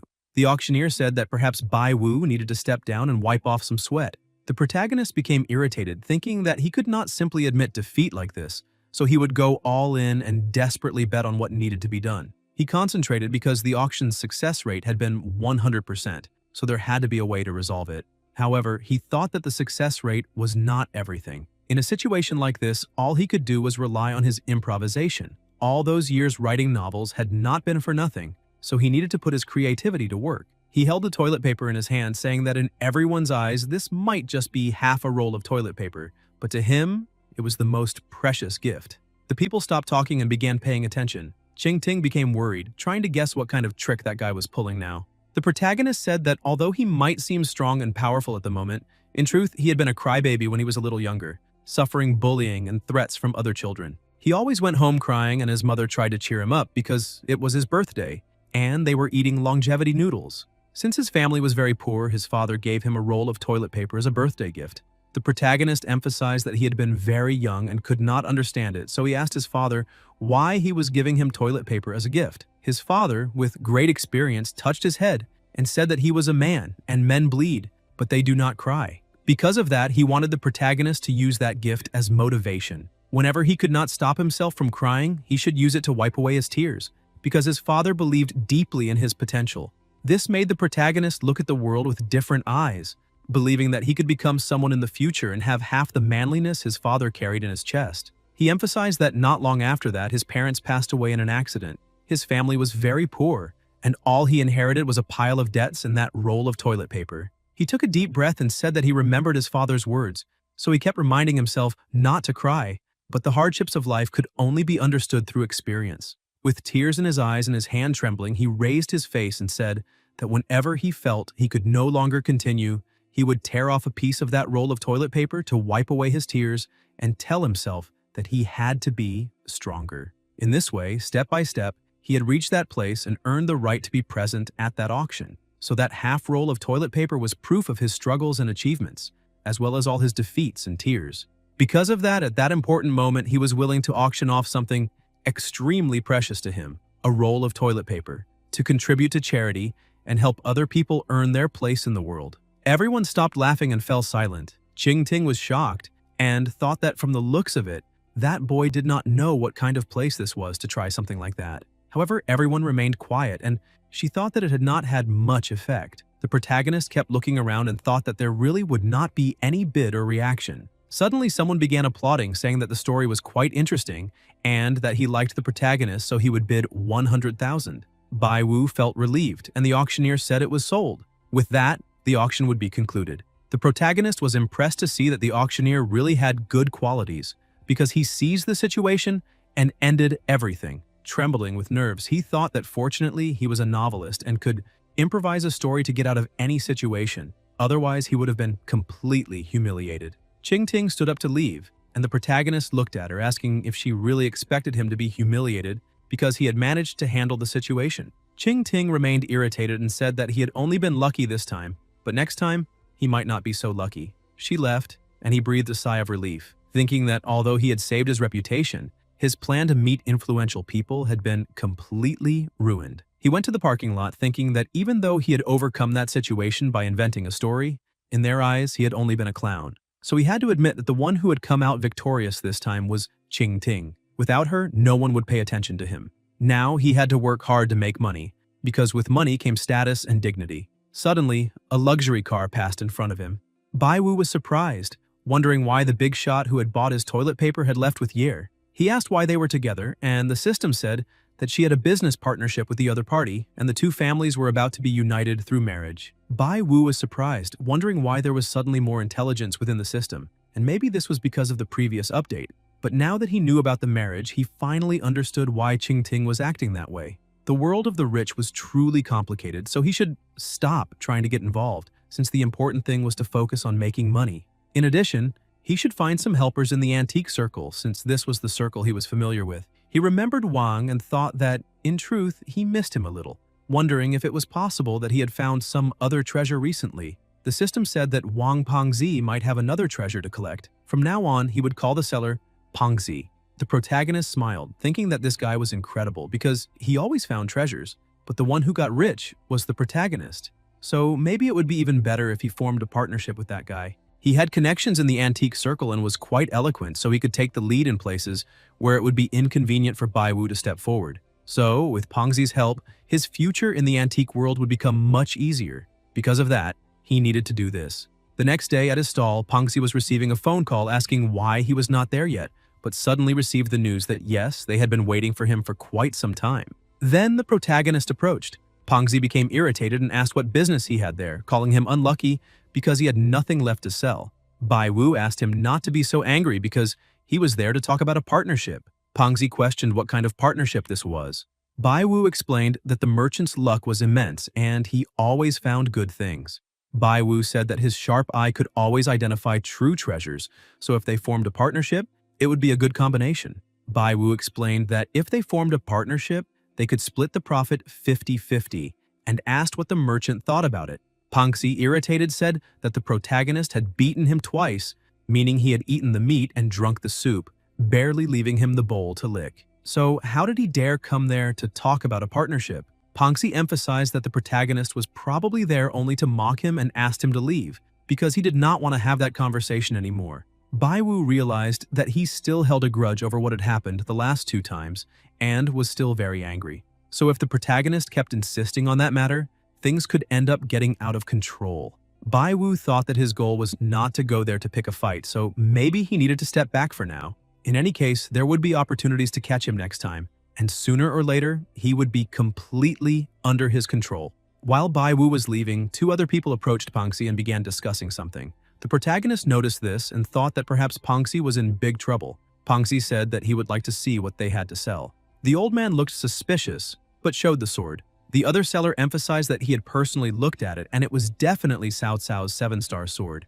Pengzi began analyzing the sword, but the protagonist kept observing, thinking that this story was quite exaggerated. However, he noticed that the merchant was looking very closely and asked his ability if that sword was real, but the system warned that it was completely fake. Pengzi finished analyzing it and emphasized that the item was indeed genuine, asking them to state their price.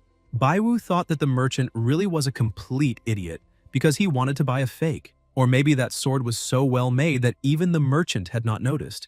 He asked what the chance was of Pengzi seeing through that fraud, and the system said it was 0%. The protagonist realized that Pengzi was very experienced, and if he could be fooled by that sword, it meant the forgery skill was very high. But unfortunately, it could not fool his fiery eyes. However, he did not know what was wrong with that sword because he could not see it. Suddenly, the system changed again and showed some details that had not appeared before.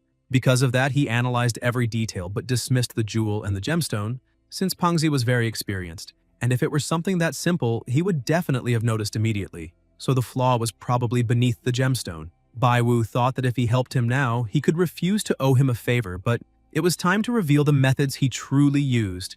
Since his intelligence was enough to scheme against him, those 2 petty thieves should not even think about it. Bai Wu walked over to the 3 of them, and Pengzi became a little irritated, but Bai Wu said that it was fine and asked him to stop hiding the sword. He asked if that SSR level 7-star sword was really max level, because every new player received one. Pengzi asked what he meant by that. Bai Wu said that it was exactly what it sounded like. Pongzi became irritated and said that he had personally examined the sword, both its shape and condition, as well as the patina and damage, and everything was completely flawless. In addition, he had been in the antique circle for more than a decade, so how did the protagonist think he could not tell whether something was fake or real? Pongzi thought that this was just a plan the protagonist was making to try to steal his sword and questioned whether they had some kind of grudge for this to happen. Bai Wu asked what would happen if he could prove that the sword was fake, and if he did that, perhaps Pongzi could follow him from then on. Pongzi asked what would happen if the sword was real because he did not want the protagonist. Bai Wu asked the seller how much he was selling that sword for. Pongzi became even more irritated, saying that obviously the protagonist was asking the price because he wanted to steal the sale. The seller said that he was selling it for 500,000. Bai Wu emphasized that if he was wrong, he would pay 10 times more, meaning the price would become 5 million. Pongzi immediately accepted and handed the sword to the protagonist, saying that since he had said it, he had to keep his word. He asked Master Bai to step forward in front of everyone and open everyone's eyes by showing how that sword could be fake. Bai Wu held the sword and asked them to watch carefully because he would give everyone a small lesson. He picked up a bottle from the ground, asking if it was a useful and perfect weapon for everyone. Pongzi asked what he was trying to do with that. The protagonist struck the sword hard and knocked a stone to the ground, leaving everyone surprised. Pongzi became irritated and asked if the protagonist was going crazy.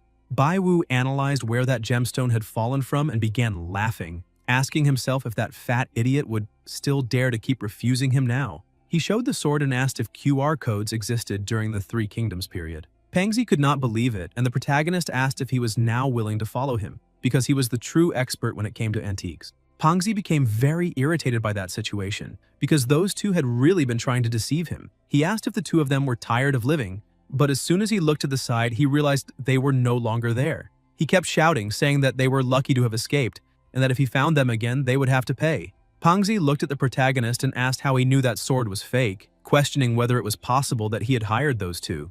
Bai Wu asked if he was really listening to what he had just asked, because if he could get his hands on items of that quality, then why would he have looked for Pongzi to form a partnership? And as for how he discovered it, he once heard a wise man say that everyone had their own methods, and those should not be shared. Pongzi said that maybe it was better to forget that situation because he really did not want to hear it.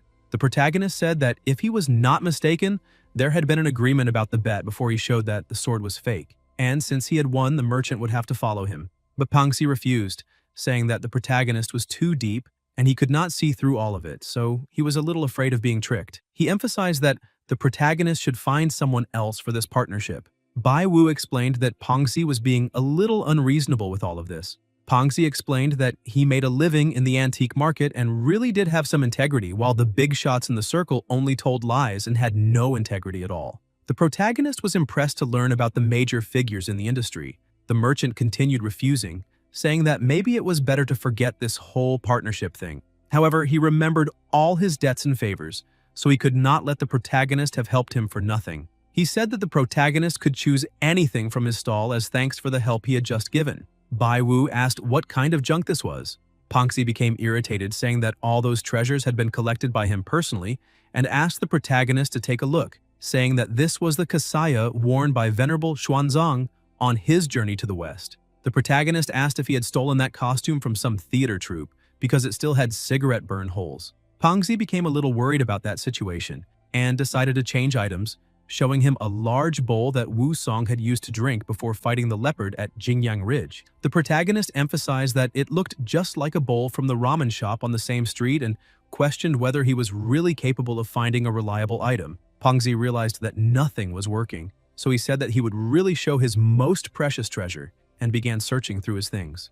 The protagonist only kept looking, thinking that there was a lot of junk there and that the merchant was not doing very well. Thinking about it carefully, he really had gotten the better of Pongzi and made a fortune several times, so it was no wonder he held such a huge grudge. A short while later, Pongzi finally found what he was looking for. Bai Wu asked what it was this time and whether he had stolen it from some old man doing morning exercises in the park. Pongzi said that now he would open the protagonist's eyes, because this was the twin feather sword used by Liu Xuande from the Three Kingdoms period. Suddenly, the system managed to verify the sword and warned that the owner was being confirmed as Liu Bei, but an answer appeared saying that it could not confirm this. The protagonist was surprised and asked if it was really real. Pongzi said yes, but he could not give it to the protagonist because he was counting on it to return to the market. Bai Wu thought that, from the looks of it, that fat man's treasure was that sword and destiny really was on his side. The protagonist had an idea, thinking that this was like a springboard, and with it, he could legitimately meet that person. So he needed to find a way to get his hands on that sword. Pangzi asked if the protagonist had finished looking for what he wanted, because if he really thought there were no treasures there, then he would be shocked.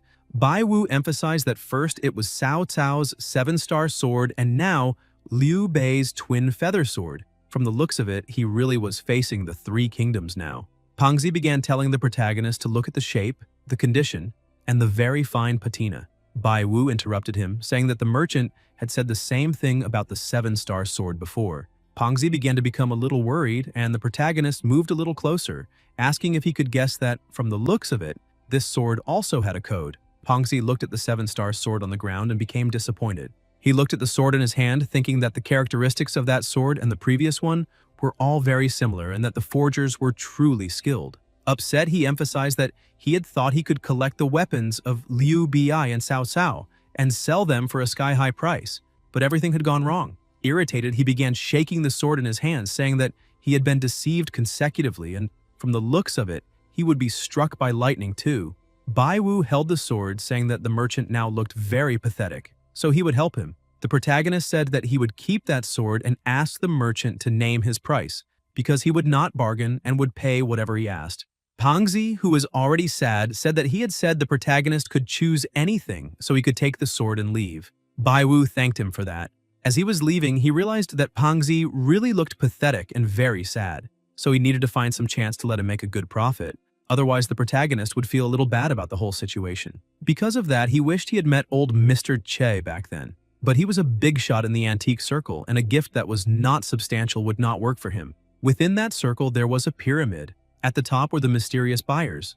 Then came the major successes of the industry, which was where Mr. Yongkang currently stood. Right after that came the new force of the industry, which was where the protagonist had established himself for now. Next were the veterans of that industry, which was where Pangzi was.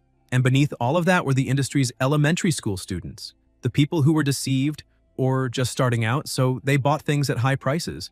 Bai Wu thought that now that he had the twin feather sword, he could deliver it to old Che, because this really was a treasure that had found its rightful owner. He went to the pavilion, but before entering, he thought that he really did not want to meet that troublesome Zhao Xiao again. He entered the shop, and a woman was cleaning some things. He went over to her and asked if old Che was present. The girl smiled and apologized, saying that her boss was busy at the moment and could not receive visitors. The protagonist asked the system if it was possible that Yongkang would want to see him if he knew what the matter really was, and the system said yes. So the protagonist asked the woman to inform Mr. Che that the person who sold the Tang Sankai last time was visiting him again. The woman was surprised and said that it was fine, asking the protagonist to wait just a moment because she would inform him immediately. Suddenly, someone asked if he really was the one who had sold the Tang Sankai to Grandpa. The protagonist was startled and thought that it was truly pathetic to fear exactly what was going to happen. Bai Wu acted politely and called her Miss, saying that they had finally met again. But Zhao Xiao was already warming up, and the protagonist became frightened, asking what was going on. She then looks at the protagonist and says that, combining old and new grudges, she must teach him a good lesson now. The system flashed red, warning of an emergency, and informed him that the probability of an injury that would keep him from standing was 100%. Zhao Xiao tried to punch him, but the protagonist dodged and ran away. She grabbed a vase and asked where he was going, trying to throw it at him. But her grandfather appeared angrily in front of her, making her stop at the last second. He shouted, asking what nonsense she was doing now, and ordered her to put the vase down immediately. The old man emphasized that this was already getting out of control, ordering her to go back home and reflect on her actions. Since she could not go against her grandfather, she ended up obeying, but warned the protagonist that he only needed to wait and asked him not to let the two of them meet again outside, otherwise he would not have the same luck. Bai Wu watched her leave the pavilion, thinking that he had managed to avoid a disaster. However, he did not think she would simply leave obediently. She went outside, saying that she would not leave like that and would wait there. Yongkang apologized on behalf of his granddaughter, saying that the protagonist was being very modest because she had been spoiled by her grandmother and was now very ignorant. Bai Wu smiled and said that she was a very direct and honest person, someone with a strong character, and that was very good for someone. However, the protagonist noticed that the expression on that old man's face showed that he had something in mind. The system notified him, saying that it was only capable of analyzing success rates and could not read minds. Bai Wu thought that, from the looks of it, the system update had only improved its ability to complain. Yongkang asked the protagonist to follow him because they could talk more peacefully in the tea room on the upper floor of the pavilion. Once inside the room, the protagonist was impressed and said that the tea room was truly extraordinary. Yongkang thanked him for the compliment and said that those were only some random items he had placed there, because he could not bear to display them. Bai Wu thought that the old man was being very modest because the items inside that room were clearly meant to be shown off. Yongkang poured some tea and emphasized that if the protagonist was visiting, it probably meant he had found another treasure. Bai Wu showed the sword and asked Yongkang to take a look at it. He was surprised and smiled, saying that it seemed to be a treasure from the Eastern Han dynasty. The protagonist emphasized that ordinary items were not worthy of Yongkang's sharp eyes, and only pieces this fine were suitable for a victorious person like him. The old man emphasized that a pair of Eastern Han dynasty swords in that kind of condition would currently fetch around 5 million at auction. Bai Wu asked how much it would be worth if that were the sword of Emperor Zhaoli. Yongkang emphasized that if it was an item used by Duke Zhaoli in his early years, then the price would be 10 times higher. Bai Wu smiled, saying that, as the saying went, a good sword was meant for a hero. And since old Mr. Che's virtue matched that sword, Bai Wu, as a junior, wished to present it to him as a gift to show his admiration. But Yongkang asked the protagonist not to flatter him so much, because if he managed to sell that sword to certain international buyers, it would probably reach an extremely high price. Bai Wu emphasized that in the world of antiques, what mattered was finding the right owner. Such a treasure should belong to Yongkang, so the protagonist would not sell it to anyone else, no matter how high the offer was. Yongkang looked at him and placed the sword on the table, saying that they should drink tea. Bai Wu realized that something was wrong and asked if it was possible that Yongkang was not satisfied with the sword, or perhaps not satisfied with the protagonist himself. The system said that his satisfaction with the sword was 100%, but his satisfaction with the protagonist was only 10%. Yongkang explained that the gift was too precious, so he did not dare accept it. In addition, when making friends, he valued character and ability more than the value of a gift. Because of that, he would like to maintain their friendship in a gentlemanly manner. The protagonist was surprised, thinking that this was a direct rejection of him, and from the looks of it, he was not qualified to be Yongkang's friend. The system said that he really was not qualified for that.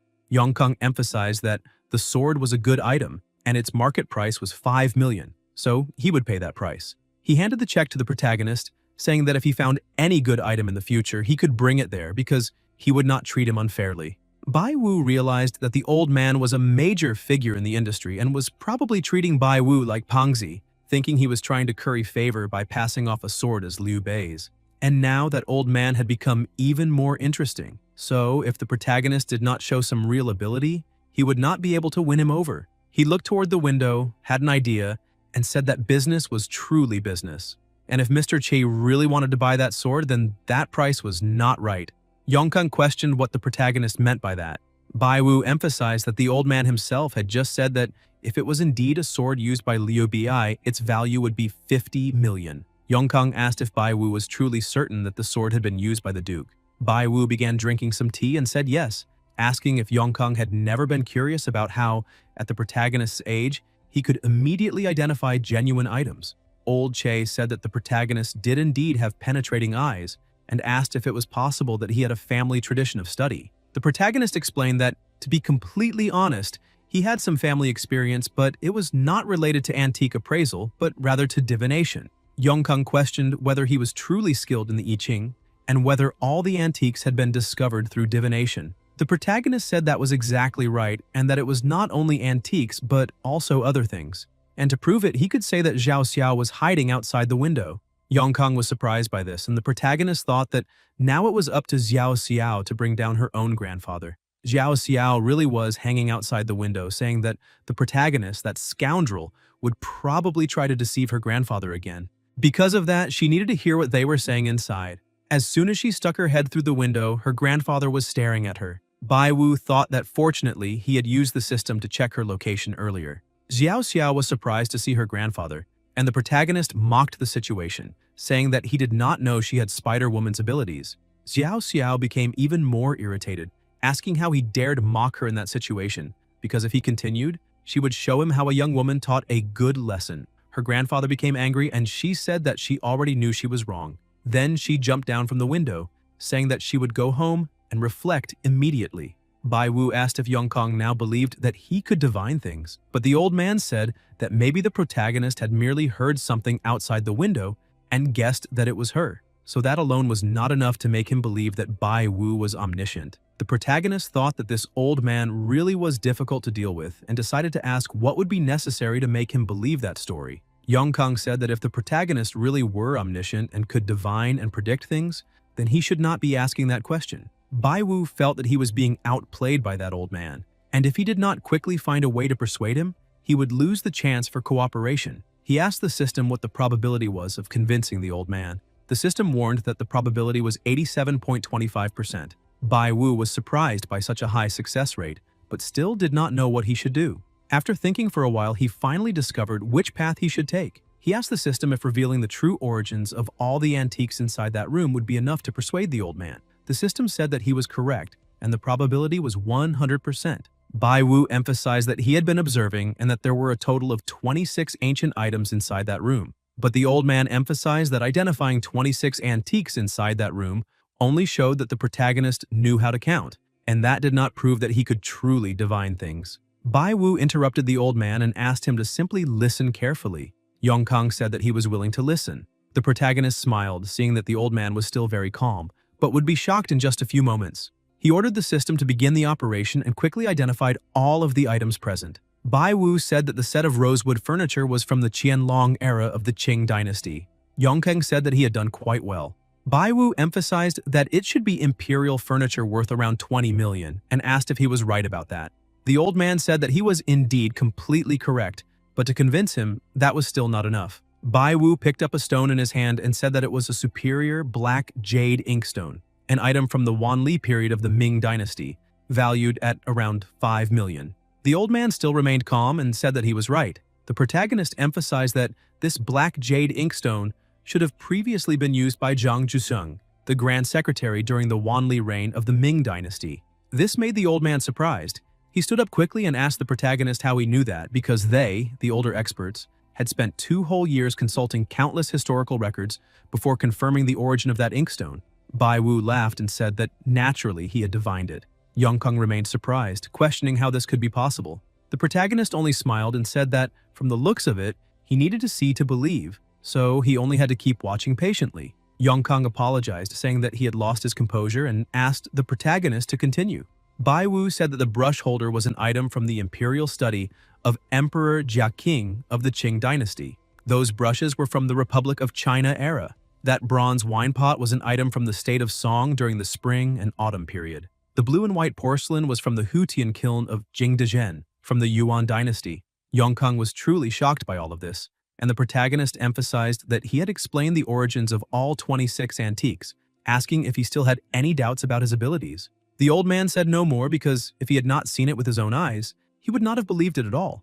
Bai Wu asks if he now believes him when he said that that sword was used by Liu Bei. The old man said that the protagonist was indeed a divine calculator, and because of that, he deserved admiration. He emphasized that he had already verified the lineage and origin of the items in that room. However, he could not confirm whether that sword had actually been used by the Duke. Claiming that the Duke had used it based only on the protagonist's deductions seemed a little too mystical. Bai Wu was surprised by this answer and thought that, from the looks of it, the old man still did not believe him. However, the system said that this was not true, emphasizing that the old man believed the protagonist 100%. Bai Wu was confused because if the old man believed him, then why was he still arguing about it? Maybe this was just provocation, or maybe it was because he needed something that the protagonist should help him solve. The system showed 100% for that question. Bai Wu thought that old man was formidable, because he had just won him over, and with a frown, the old man was already using the 36 stratagems against him again. But that was already expected from a major figure in the industry, a true master of human nature. He asked the system if, apparently, that old man had something in mind, and questioned whether it could be that item. The system said that was correct. The protagonist asked again if the matter the old man was worried about was related to antiques, and the system said yes.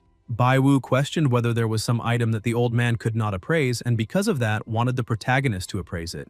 The system emphasized that this was 100% correct. The protagonist laughed and asked Mr. Che if there was any item he wanted him to appraise. Yongkong was surprised again, asking how he had discovered that. Guys, if you enjoyed the video, leave a like, comment, and subscribe to the channel so you don't miss new content. Thank you.